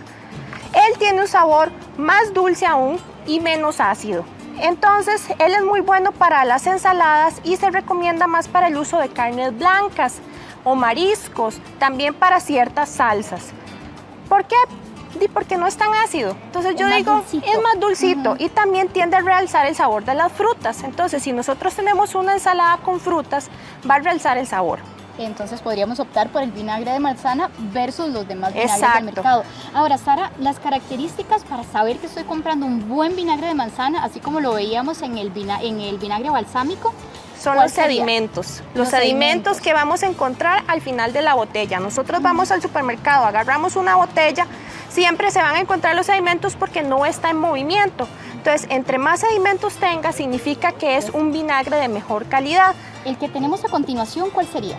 Esta es una reducción de vinagre balsámico. Esta reducción significa que nosotros agarramos cualquier vino o cualquier vinagre o un vino. La reducción significa hervir a fuego lento y reducir en 3/4 partes cualquier líquido. Entonces, lo que vamos a concentrar son los olores, vamos a concentrar el sabor, pero vamos a perder la acidez. Entonces, el vinagre balsámico Yo digo que esto es como el gusto de los vinos o el gusto, usted se lo aplica a lo que quiera. Si vemos, él va a adquirir una consistencia, vamos a aplicarle este de aquí, una consistencia muchísimo más viscosa. ¿Ves? Y ahí sí me va a oscurecer un poquito, entonces. Claro, me va a oscurecer muchísimo más y es una consistencia muchísimo más viscosa, más de sirope, se podría decir de esa forma. Vinagre balsámico, usted me dicen que lo puedo utilizar en todo, salado y dulce. Con unos helados sabe espectacular, ¿En serio? ¿Con en helados? chocolate sabe espectacular, con carnes ya cocinadas como salsa, mariscos. Yo le digo, esto es un tema de experimentar, qué me gusta, qué no me gusta, pero yo lo he probado en ácido, en dulce, salado, agridulce y me encanta como sabe. ¿Y la cantidad de vinagre, eso va también con el gusto o Exacto. hay una recomendación para que no pierda tampoco el sabor, digamos, la comida per se? Depende. Por ejemplo, si tenemos un vinagre blanco, que es como este famoso vinagre blanco que tenemos, que es el ácido acético, que es el que encontramos en el supermercado. Es el más comercial, sí. Es el más comercial. Yo le diría que muy poco, porque la acidez que tiene es muy alta y no todos nos gusta lo ácido o nos puede caer mal al estómago.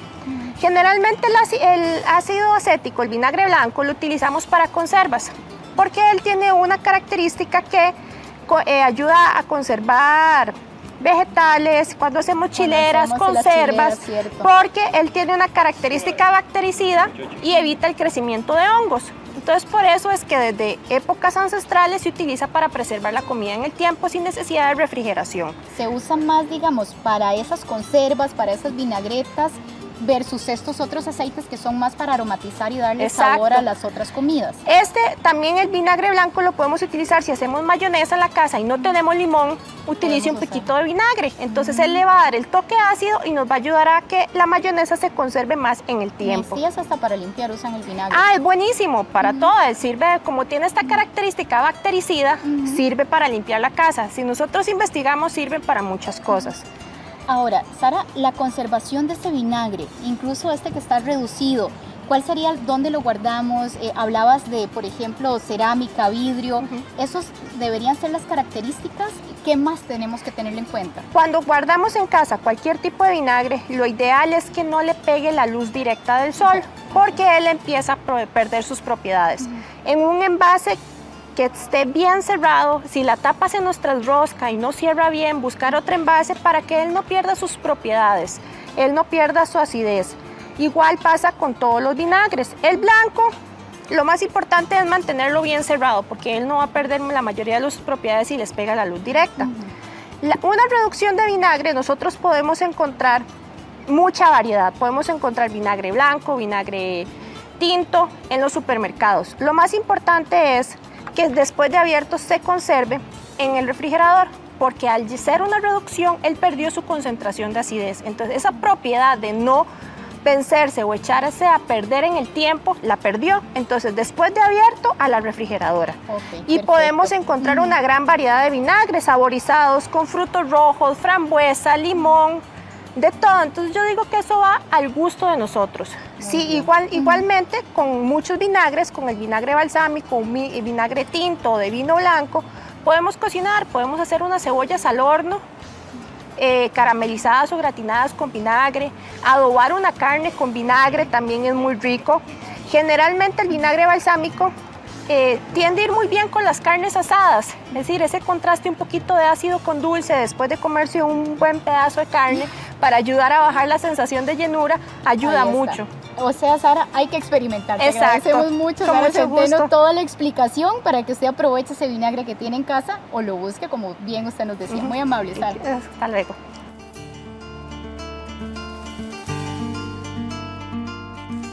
Bueno, y a pesar de su pequeñito tamaño, ubicada en el cuello, con forma de mariposa, impacta de una manera impresionante muchísimas funciones en nuestro cuerpo. Precisamente, vamos a hablar de la glándula tiroides.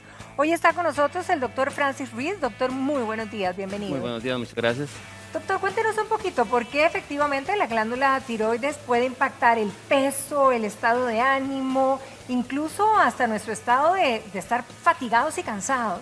Sí, bueno, realmente la glándula tiroides, bueno, como ya bien lo comentaba, es una glándula muy pequeñita que se encuentra en el centro del cuello, pesa entre 15 y 30 gramos, pero a pesar de ser tan pequeña, sí tiene la capacidad de producir las hormonas tiroideas, que su función realmente es gobernar el metabolismo de todo el organismo. Entonces, al tener la capacidad de interferir en muchísimos órganos, pues realmente tiene su falla, impacta de manera muy importante múltiples áreas del cuerpo. Entonces, Ahora es increíble cuando hablamos de peso, ¿verdad? Porque generalmente cuando estamos tratando de perder un poquito de peso, natural es que muchos de nosotros le achaquemos esa tarea, ¿verdad? Y ese efecto de sobrepeso, de haber aumentado, a la tiroides. Siempre es el blanco perfecto para nosotros. Claro, sí, y es que realmente cuando uno habla de la tasa metabólica basal, o sea que nuestro metabolismo, cuando lo decimos en general, la responsable directa es las hormonas tiroideas. Entonces siempre se ha relacionado que un aumento en la cantidad de hormonas tiroideas circulante que produce un hipertiroidismo se relaciona claramente con una disminución marcada de peso, pero en el caso contrario, los pacientes con un hipotiroidismo, de igual forma, al tener una concentración más baja de lo normal en cuanto a hormonas tiroideas, pues ha visto que al caer el metabolismo sí se relaciona con una ganancia de peso. Ahora, doctor, ¿qué pasa con las mujeres que tienen, verdad, que ya cumplen los 40, los pasan y de repente ellas mismas comentan, hago una buena actividad física, me alimento bien, pero ya al pasar estos años he ganado kilitos y kilitos y casi que me es imposible bajarlos? Claro, es que ahí realmente, a veces yo le digo a mis pacientes como que el mismo cuerpo nos faulea, por decir una palabra popular. Sí, nos mete porque el golazo. Realmente la tasa metabólica basal con el paso del tiempo, con los años, va disminuyendo, pero es que en las mujeres, y más en el contexto que se está comentando, mayores de 40 años, ya se empieza a meter otro fenómeno, que es el síndrome climatérico. Entonces, probablemente esos kilitos de más que van ahí, a pesar de un gran esfuerzo, van más en relación con la aparición de este síndrome climatérico, que no es lo mismo que menopausia, ¿verdad? Esta arranca desde los 40 en adelante, van en aumento, y eso va haciendo que el paciente vaya progresivamente ganando peso. Entonces, inclusive se ha visto que las mujeres solamente en su síndrome climatérico pueden ir ganando entre sus 3, 4 kilos. Pero entonces un factor adicional al trastorno tiroideo que influye. Entonces, quizá, doctor, para entender, ¿verdad? Porque solo decimos ganar peso, pero entonces se habla del metabolismo. ¿Cómo es que la glándula tiroides lo impacta? Bueno, realmente las hormonas tiroideas, ¿verdad?, que se producen en la glándula tiroides, como le comentaba, tienen receptores virtualmente en casi que todos los órganos del cuerpo: riñón, músculo, tejido graso, sistema nervioso. Entonces, la hormona tiroidea lo que hace es mantener el metabolismo activo, funcional, para que nosotros podamos realizar nuestras funciones. Entonces, un paciente que tiene un hipotiroidismo, su tasa metabólica basal va a bajar, y eso va entonces a inferir que nosotros vamos a necesitar una menor cantidad de energía para hacer nuestras mismas funciones, pero si estamos ingiriendo lo mismo, la misma cantidad de calorías, pues entonces va a haber esta brecha, claro, donde estamos ocupando menos porque nuestro metabolismo bajó, pero le estamos aportando lo mismo. Y es que si esto fuera que el paciente se da cuenta en 15 días, pues entonces uno dice, bueno, ahí yo puedo hacer algo en este momento, pero es algo que va ocurriendo de forma tan larvada que el paciente no se percata de esa ganancia progresiva de peso, porque es muy, muy, muy marcada. Tal vez ahí el otro comentario que uno siempre le trata de decir a los pacientes es que hay que manejar el hipotiroidismo, traduce ganancia de peso, pero lo que muy probablemente no hace es explicar la magnitud de que muchos pacientes quieren relacionarlo, porque cuando se habla de hipotiroidismo, en general se habla que es alrededor de entre unas 5, máximo 10 libras en un paciente que está clínicamente muy hipotiroideo. Pero la mayoría de los pacientes, cuando nos consultan, dicen, doctor, es que he ganado 15 kilos, he ganado 20 kilos y estoy convencida que es la tiroides. Ya no sería el efecto de la tiroides. Probablemente no es el efecto de la tiroides, lo que aporta la tiroides va a ser mucho. Y es que esta cantidad de peso que comento es en pacientes que están francamente hipotiroideos. La mayoría de los pacientes que nos consultan por problemas de sobrepeso o obesidad, realmente cuando nosotros los exploramos y les pedimos las pruebas, realmente lo que tienen la mayoría son hipotiroidismos leves. Entonces uno sabe que probablemente no es el hipotiroidismo. Y ahí, si uno pudiera decir cuál sería la causa más frecuente que hace que las personas ganen peso, probablemente es más el síndrome metabólico que el hipotiroidismo. Ahora, doctor, digamos, hay mucha gente que dice que de repente se sienten desanimados o incluso deprimidos, y que esto hace que empiecen a ingerir más alimentos, ¿verdad? Ahora, entonces, igualmente lo achacan a la glándula tiroidea, pero dicen es que seguramente, claro, entre la glándula, entre que me siento maluca, ¿verdad? Y quizá otros factores, no sé, que también puedan conjugarnos esa mala pasada para pensar que todo va por ahí, por el mismo camino. Claro, es que el estado de ánimo, o sea, alteraciones en el estado de ánimo, principalmente ánimo depresivo, depresión, se ha tratado de relacionar con el hipotiroidismo. La realidad que nosotros hemos evidenciado es que ha sido difícil a la fecha, desde un punto de vista científico, relacionarlos.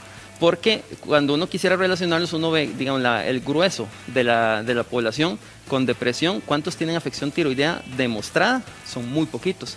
Pero sí existe esta alteración del estado de ánimo relacionado con la tiroides. Y es que, digamos, depresión y tiroides tienen síntomas que comparten síntomas. Entonces, usted tiene depresión, va a tener, como usted lo comenta, un ánimo depresivo, le va a dar, utilizan la comida como una fuente de alivio a su ansiedad o al sentirse mal. Y entonces cuando dice, bueno, ganó peso porque empezó a comer más y se siente mal, entonces automáticamente sí, probablemente mi metabolismo está comprometido y esto definitivamente tiene que ser tiroides. Y es un argumento válido que merece, digamos, ser evaluado, pero lo que va a ocurrir es que en la mayoría de los casos no los vamos a encontrar ligados. Ahora, doctor, en el caso de ser ya diagnosticada, digamos, con hipotiroidismo, ¿puedo adelgazar? ¿Cuál sería la forma, digamos, de perder ese peso que me gané? Ok, si usted tiene hipotiroidismo y ya está diagnosticado y está tratado, la mejor herramienta que tiene usted para poder tener una pérdida de peso dentro de los parámetros normales esperados para la actividad física que usted está realizando sería asegurarse que su función tiroidea esté normal, porque el hecho que usted se tome una pastilla no es sinónimo de que esté bien controlado. Para eso son los chequeos médicos, para eso es las pruebas de función tiroidea, ¿verdad? Que se las pide al paciente, porque muchos pacientes a veces dicen, doctor, es que lo intento y no lo estoy logrando, pero tienen un año no revisarse su función tiroidea. ¿Cada cuánto debería de checarse la función tiroidea, digamos, para verdaderamente estar controlado? Bueno, si el paciente ya está en tratamiento y está llevando un seguimiento y se ha mantenido relativamente estable, probablemente con una vez cada 6 meses que los evaluemos, sería más que suficiente. Cuando uno recién diagnostica al paciente e inicia un tratamiento, probablemente en ese momento sí necesitamos evaluarlos un poquito más cerca. Uno los podría evaluar como a los entre 3 a 4 meses para ver si la dosis que usted inicialmente le propuso al paciente es la que es efectiva para él, y si ya está ahí, pues después usted sigue controles semestrales, pero mientras tanto, por lo menos cada 3 meses hasta que usted lo estabilice. Ahora, cuando esté bien dosificado, digamos, y estabilizada su glándula tiroidea, paralelamente se hace algún procedimiento para poder bajar de peso, o sea, o naturalmente pudiera yo en una disciplina perder eso que me gané por la glándula. Sí, digamos, el peso que sí se gana directamente por responsabilidad de la glándula, usualmente con el hecho de restablecer la función tiroidea, va a favorecer que el paciente lo pierda de forma natural, porque es un peso que nosotros siempre decimos que es, entre comillas, no es tan real, porque el paciente lo que hace es que, para usar palabras sencillas, se hincha, o sea, retiene sodio, líquido? Retiene líquido, eso hace que gane peso. De hecho, inclusive cuando uno evalúa a estos pacientes, uno los toca y es lo que llamamos nosotros que tienen como edemas duros, se sienten como hinchados, pero es que están cargados de líquido. Entonces usted restablece la función tiroidea, básicamente de un efecto natural eso va a empezar a perderse y el paciente pierde ese peso que ganó por el contexto tiroideo. Entonces, si es un paciente que está con hipotiroidismo, está ganando peso, va donde el médico, lo evalúa y dice, no, vea, su función tiroidea está normal, esos pacientes son los que nosotros tenemos que ir a explorar otras causas. Y ahí, cuando hacemos eso, usualmente la más frecuente de todas es el síndrome metabólico, la causal de que no pueda perder peso. Ahora nos está escribiendo una amiga que dice, Jamie, precisamente, que ella es hipotiroidea, pero que estaba bastante controlada, ¿verdad? Con su tratamiento, súper bien de peso, pero se alborotó, y que si ella, la pregunta que hace es que si ha tenido mucho estrés en este tiempo, que creo que es el común denominador de muchos, que si eso puede ser lo que le esté haciendo subir de peso y no la tiroides, o debiera chequearse también la tiroides. Realmente, bueno, las situaciones de estrés que estamos viviendo todos en esta época de pandemia, se ha generado una ganancia de peso. Esto es algo que tal vez es uno de lo que nosotros desde el punto de vista médico más hemos visto que la población ha pagado el precio. Sí, claro. Porque tanto los diabéticos, los hipotiroideos, cuando nosotros logramos que vayan a las citas, porque también les da miedo ir a las citas, cuando llegan nos encontramos, por ejemplo, los diabéticos que nos han ganado 3 o 4 kilos. Entonces, si hay un grupo de personas que no deberían ganar peso, son los diabéticos. y nos ganan eso porque están confinados, están estresados, comen de más. Entonces, ¿qué es lo que sí yo creo que les recomendaría? Que por lo menos se haga una TSH, porque lo que sí está relacionado es que si ella está sustituida con hormona tiroidea, pero ella gana peso, muy probablemente su TSH probablemente vaya a subir, porque la hormona tiroidea, la dosis de hormona tiroidea, nosotros la calculamos con el peso del paciente. Entonces, por ejemplo, si un paciente pesaba, no sé, 50 kilos y estaba tomando 50 microgramos de levotiroxina por día y se descuida un poco, está estresada, come más, gana peso, pasa a 55 y sigue tomando la misma dosis, probablemente ahora esa dosis no va a ser suficiente. Claro, y si ella mantiene esa deficiencia, pues ahora va a meter el hipotiroidismo como una causa adicional que le va a inducir mayor ganancia de peso. Ahora, doctor, cuando ustedes empiezan el tratamiento, ¿en cuánto tiempo aproximadamente, verdad? Obviamente no todos los organismos son iguales, pero se llega ya a controlar y a que la persona esté en su punto exacto de la tiroides. Sí, con la hormona tiroidea, digamos, nosotros tenemos la limitante, que es una hormona que es un poquito lenta. Entonces, si usted quiere evaluar la respuesta al tratamiento y dice, no, yo creo que calculo que con su peso, el nivel de TSH, como yo lo veo, etcétera, usted va a ocupar 100 microgramos por día y usted le inicia 100 microgramos por día. El momento más temprano donde usted podría evaluar la respuesta con un nuevo examen sería alrededor de los 2 meses. Entonces, si en esos 2 meses ya el paciente se niveló, pues probablemente uno dice, bueno, ok, vea, ya tiene usted una función tiroidea normal, retome su vida, haga actividad física y vemos a ver cómo responde. Pero si a esos 2 meses el paciente estaba con una TSH, no sé, en 30 y ahora la tiene en 15, probablemente no va a haber ningún beneficio en cuanto a su peso porque todavía sigue hipotiroidea. Claro, claro. Y eso nosotros, si bien que nosotros tratamos siempre de calcular la cantidad que el paciente va a ocupar, la capacidad en la que lo absorben, la forma en que se toman el medicamento, todo eso influye y no, entonces muy probablemente siempre en los primeros meses uno va a ir como tratando de titular. Entonces uno diría, un número, probablemente en los primeros 6 meses ya uno debería tenerlo bien controlado. Ahora, doctor, doña Rosario nos hace una consulta, dice que ella es diagnosticada de hipotiroidismo, ¿verdad? Está controlada, pero tiene una niña y la chiquilla se está haciendo ya más jovencita y resulta que ha empezado a subir de peso. ¿Pudiera eventualmente estar en las mismas condiciones y qué le recomienda? Ok, con respecto al hipotiroidismo y la traducibilidad en herencia, sí está altamente ligada. La principal causa de hipotiroidismo a nivel mundial es la deficiencia de yodo, pero en países como el nuestro, que son países que tienen sistemas de salud relativamente bien desarrollados, la principal causa es una enfermedad que se llama tiroiditis de Hashimoto. Y esta enfermedad, la característica que tiene es que es altamente heredable. Y usualmente si yo tuviera una hija y un hijo, probablemente la hija es la que tiene más posibilidades de heredarlo versus el hijo. Hay una relación de 10-1 entre las mujeres y los hombres en cuanto a posibilidad de padecer enfermedades tiroideas. Entonces, si esa ganancia de peso va asociada a algo más, uno diría mejor tamícela. Y es que tamizarla es muy fácil, que le haga una TSH, que es un examen que ni siquiera se tiene que tomar en ayunas, que es barato, que lo hacen en cualquier laboratorio. De esa manera usted fácilmente puede decir, mira, sí, yo sospechaba que era la tiroides, pero ya le hice este examen, me lo valoró mi médico, está descartado o no. Porque la mayoría de los pacientes que tienen esos trastornos de peso, la mayoría no va a tener un trastorno tiroideo. Doctor, muchísimas gracias por evacuar todas nuestras dudas, por venir a acompañarnos esta mañana y desearle una feliz semana. Igualmente, muy Muchas amables. gracias, Hasta doctor. luego. Y dele vida a cada espacio, a cada rincón de su hogar. Aquí tenemos a Iriana con una técnica muy linda. Iriana, bienvenida. Ahora, ¿de qué están hechas estas lámparas? Cuéntenos un poquito. Ok, bueno, normalmente utilizamos cartulinas italianas de la más alta calidad que cuentan además con certificaciones de sostenibilidad. Todas estas además las sellamos con un material, un barniz especial para que estas puedan como que protegerse y garantizarnos que tengan resistencia, durabilidad y además protección de los rayos ultravioleta. Iriana, me encantan estos colores. Más o menos ¿esta cuánto mide? Y vea la belleza que uno puede tener en el cuarto también, ¿ah? Normalmente pueden medir como unos 60 centímetros con todo y base y la combinación es ya parte de la personalización del cliente. ¿Qué técnica es esta, Iriana? Esto sería una técnica que se llama sistema IQ, en donde cada pieza es diseñada de tal manera en que ella se autoensambla entre ella misma. ¡Qué belleza! Aquí bajamos un poquito la luz para que vean nada más la belleza como va saliendo un poquito. Al ser cartulina, esto no se me va a quemar. No, para nada, porque normalmente lo que hacemos es colocar en cada una de las lámparas bombillos LED fríos. Entonces esto nos garantiza que ni se calienta el bombillo ni se calienta el material.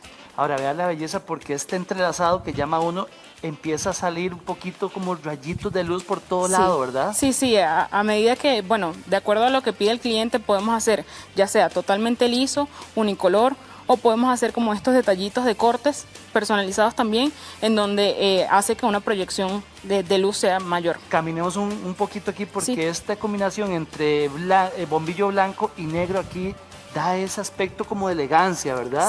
Sí, eso es lo que se busca, que siempre sea como la parte decorativa, pero también la parte funcional.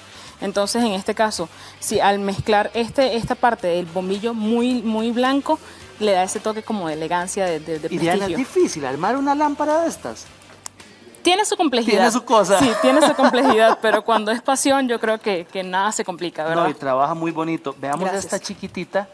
Vean la belleza que tenemos aquí. ¿Verdad que hay algunas que se prendan atrás y otras que son como sensibles al tacto? Exactamente. Podemos tener como este modelo que tiene como ese toquecito de tacto. Nada más toca. Exactamente. Sí, listo. Ahora, esto usted puede mandarlas a pedir grandes, 60 centímetros, 1 metro, puede ver las formas. Todo es personalizado de acuerdo a lo que el cliente pida, el tamaño, todo, el detalle, los colores, todo. El bombillo, los colores de los bombillos, todo. Caminemos un poquito porque ya todo el mundo está buscando la Navidad precoz, ¿verdad? Ah, sí, por supuesto. Todo el mundo está buscando ya sacar el arbolito, y a punta de origami usted puede también vestir esa sala o ese cuarto. Sí, totalmente. En este caso venimos con esta decoración, por ejemplo, coronas de Navidad, pueden ser con o sin luces, y también lo que serían las ya decoraciones como personalizadas, que si cajitas de regalo o el arbolito que podemos hacerlo más grande o más pequeño. Ahora vea qué belleza, esto usted lo entrelaza con sus manos, esto está hecho a mano por pieza usted. por pieza se va doblando hasta que se hace todo el armado, y de acuerdo a la solicitud del cliente se puede colocar luces por dentro para que dé ese toque de iluminación. Qué belleza, veamos un poquito el árbol de Navidad que también está hecho a mano, no van a haber dos iguales. No, para nada. No van a haber dos iguales. Cada pieza es única. Qué belleza, ¿cuánto duró usted haciendo este arbolito? En una pieza como esta de arbolito podría tardar entre 1 hora y 1 hora y media. Bastante rápido.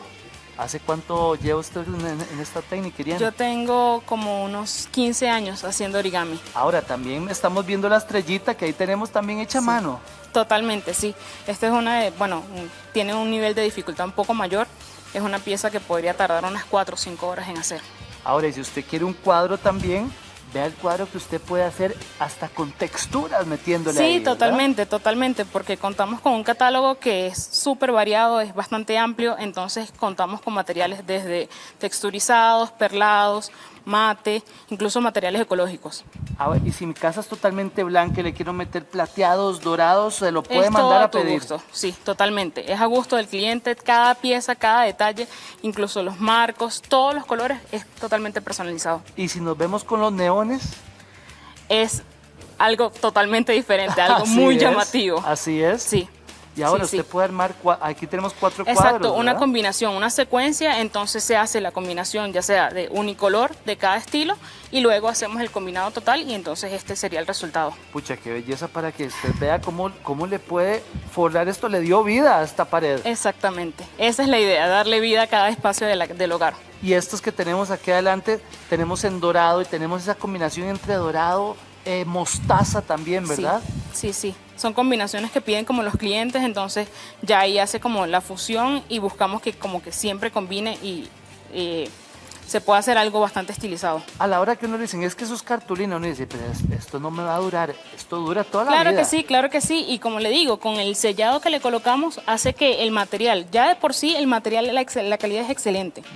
Y al agregarle ese sellado, entonces podemos pasarle un pañito para limpiarlo, una mopita, algo para que siempre se mantenga limpiecito. Me está diciendo qué hay que hacer, pero qué no hay que hacer con estos cuadros para que no se me vengan al suelo también, ¿verdad? Imagínese usted. Básicamente lo único que sería no colocarle agua. Así es, nada más. De resto, entonces, incluso la iluminación, el sol puede pegarle directamente y el material no se va a deteriorar. Qué belleza, o sea, un trapito y casi que uno está listo, y listo, ¿verdad? Sí.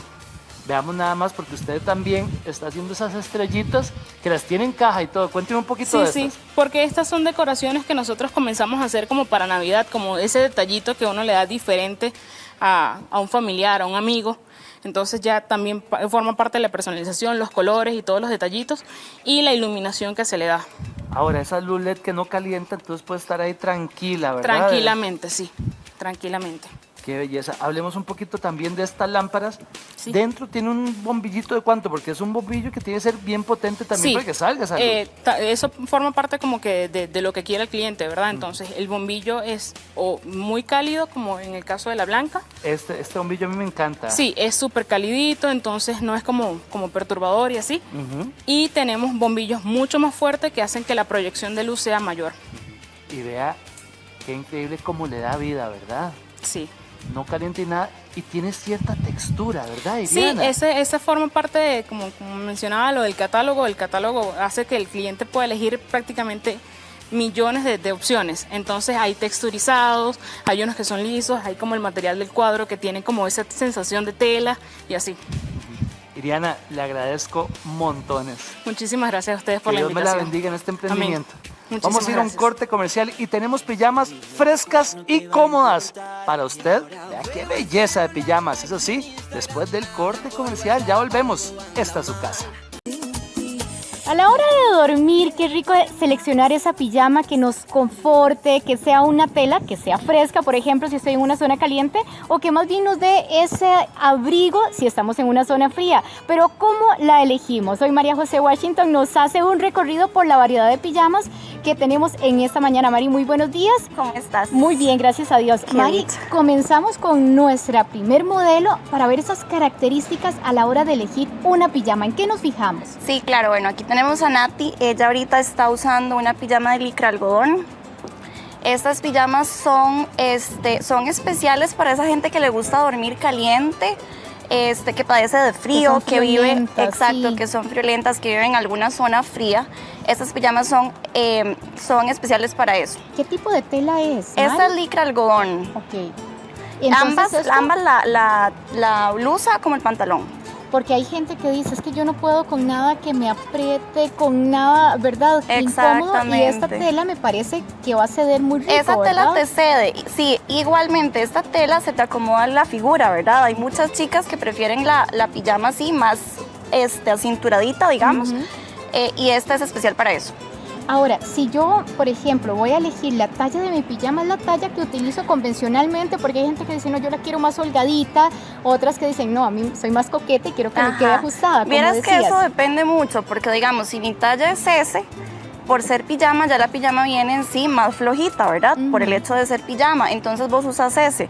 Si vos sabés que vos sos M, por ejemplo, pero preferís que te quede más floja, entonces sí podrías optar por una L. Pero eso es cuestión de gustos. Al ser pijama, tu talla te va a quedar, digamos, en la propia Esa pijama. debería ser la elección. Exacto. Vamos con la siguiente modelo porque los estilos son muy variados, ¿verdad, Mari? Sí. Hay como para todos los gustos. Exacto. Esta es un poquitito más juvenil. Si ves los colores... Me encanta la cámara fotográfica. Sí, está súper linda. Esta tela es tela fría, entonces es todo lo contrario de la licra algodón. Con esta tela te da como más fresco para dormir. Y el pantalón sí es licra algodón. El pantalón siempre es el mismo, lo que cambia es la blusita. Tela fría lo que hace es conservar un poquito más la frescura, digamos. Exactamente, te mantiene como esa temperatura perfecta para dormir. Ahora, y la elección, por ejemplo, si es una zona caliente, porque veo que las chicas están con pantalón largo, pero también me imagino que tenemos variedad. Exacto. Esta, por ejemplo, viene en larga, que este es el pantalón, y esta misma viene en short, que sería este. Según la verdad. Y con blusita de tirantes, entonces según el gusto, según también el lugar donde se viva, ¿verdad? Se puede usar corta o larga, o con manga o blusa de tirantes. Muy bien, vamos con nuestra siguiente modelo, que me encanta. Bonita. Sí, esta está súper linda. Esta igual a la primera, bueno, esta tela es una combinación de licra algodón con tela fría.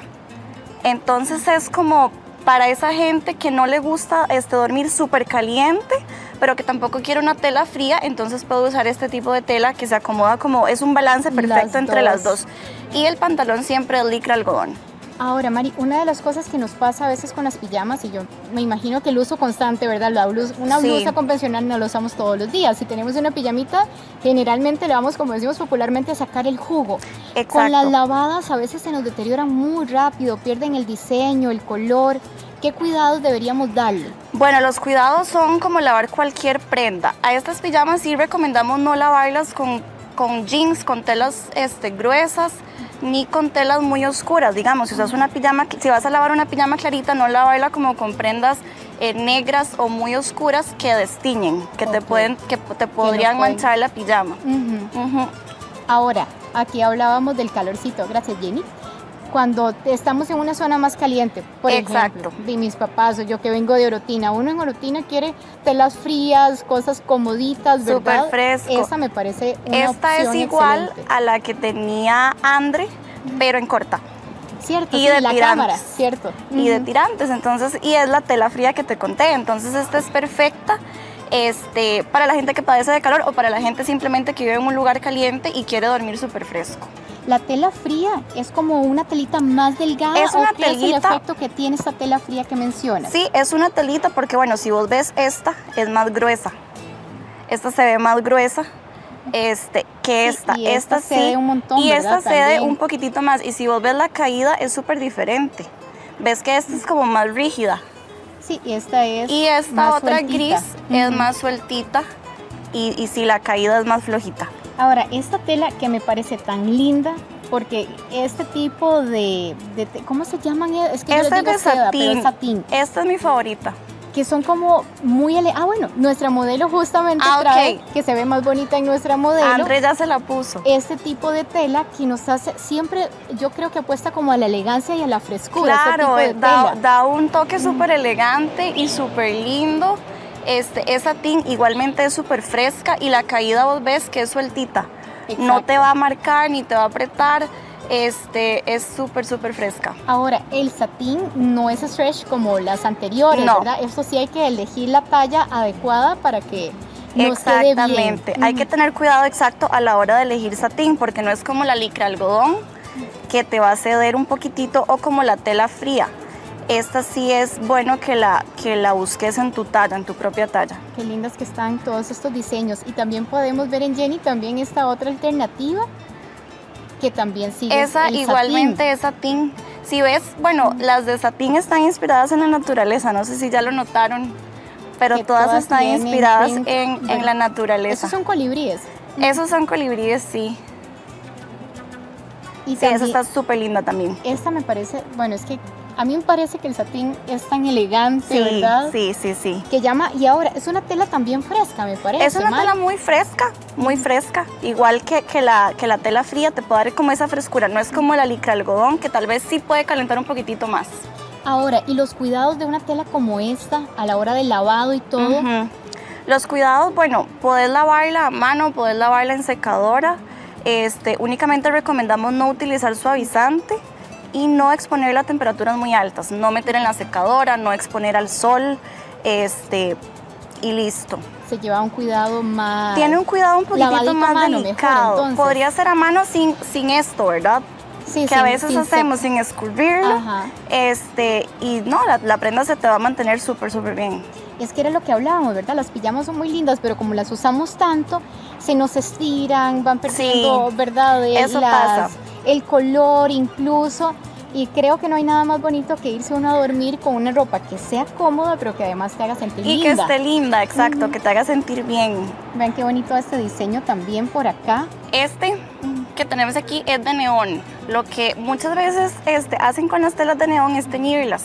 Estas telas son originalmente neón. No son teñidas, por lo que nunca se te va a desteñir. Por más lavadas que se hagan, siempre te va a mantener este color neón. Me va a mantener, que esa es otra que nos tiende a pasar, ¿verdad? Sí, que se nos te va manchan, perdiendo el se nos color. van perdiendo el color y no solo la forma. Y ahora con estos diseños, digamos, estos estampados, Mari, para que no se nos vayan, igual los cuidados a la hora de lavar son los mismos. Los cuidados serían los mismos porque la tela originalmente es así. Lo que pasa con muchas telas es que no son originales como vos las ves en las pijamas, entonces sí se van perdiendo los detalles. Sí, se pero nos estas van telas, desprendiendo exacto, los prints. exactamente. Pero estas telas son originalmente así, por lo que no te va a perder color ni ningún detalle que tenga. Muy bien, Mari, hermosas. A mí particularmente me parece que uno tiene que irse a dormir con algo cómodo, pero que además nos haga sentir lindas, ¿verdad? Sí, claro. Y que eso va a ayudar también a la hora de conciliar el sueño. Claro. Sin duda, una buena prenda. Mari, te agradecemos mucho, chicas. Te agradezco también, mucho a vos. Ven qué lindas que se ven a la hora de dormir, que se vean frescas, que se vean lindas y sobre todo cómodas. Además que nos sintamos muy bien a la hora muy cómodas y muy de irnos a la camita, bien bonitas, bien coquetas, que esa era nuestra intención con esta lección de pijamas. Mari, muchas gracias. Gracias a vos. Gracias, chicas, y gracias por supuesto a ustedes por acompañarnos en esta mañana, y desde ya los invitamos a que se quede con nosotros el mañana a las 8 en punto de la mañana. Los esperamos. Muchas bendiciones, que tengan un excelente día.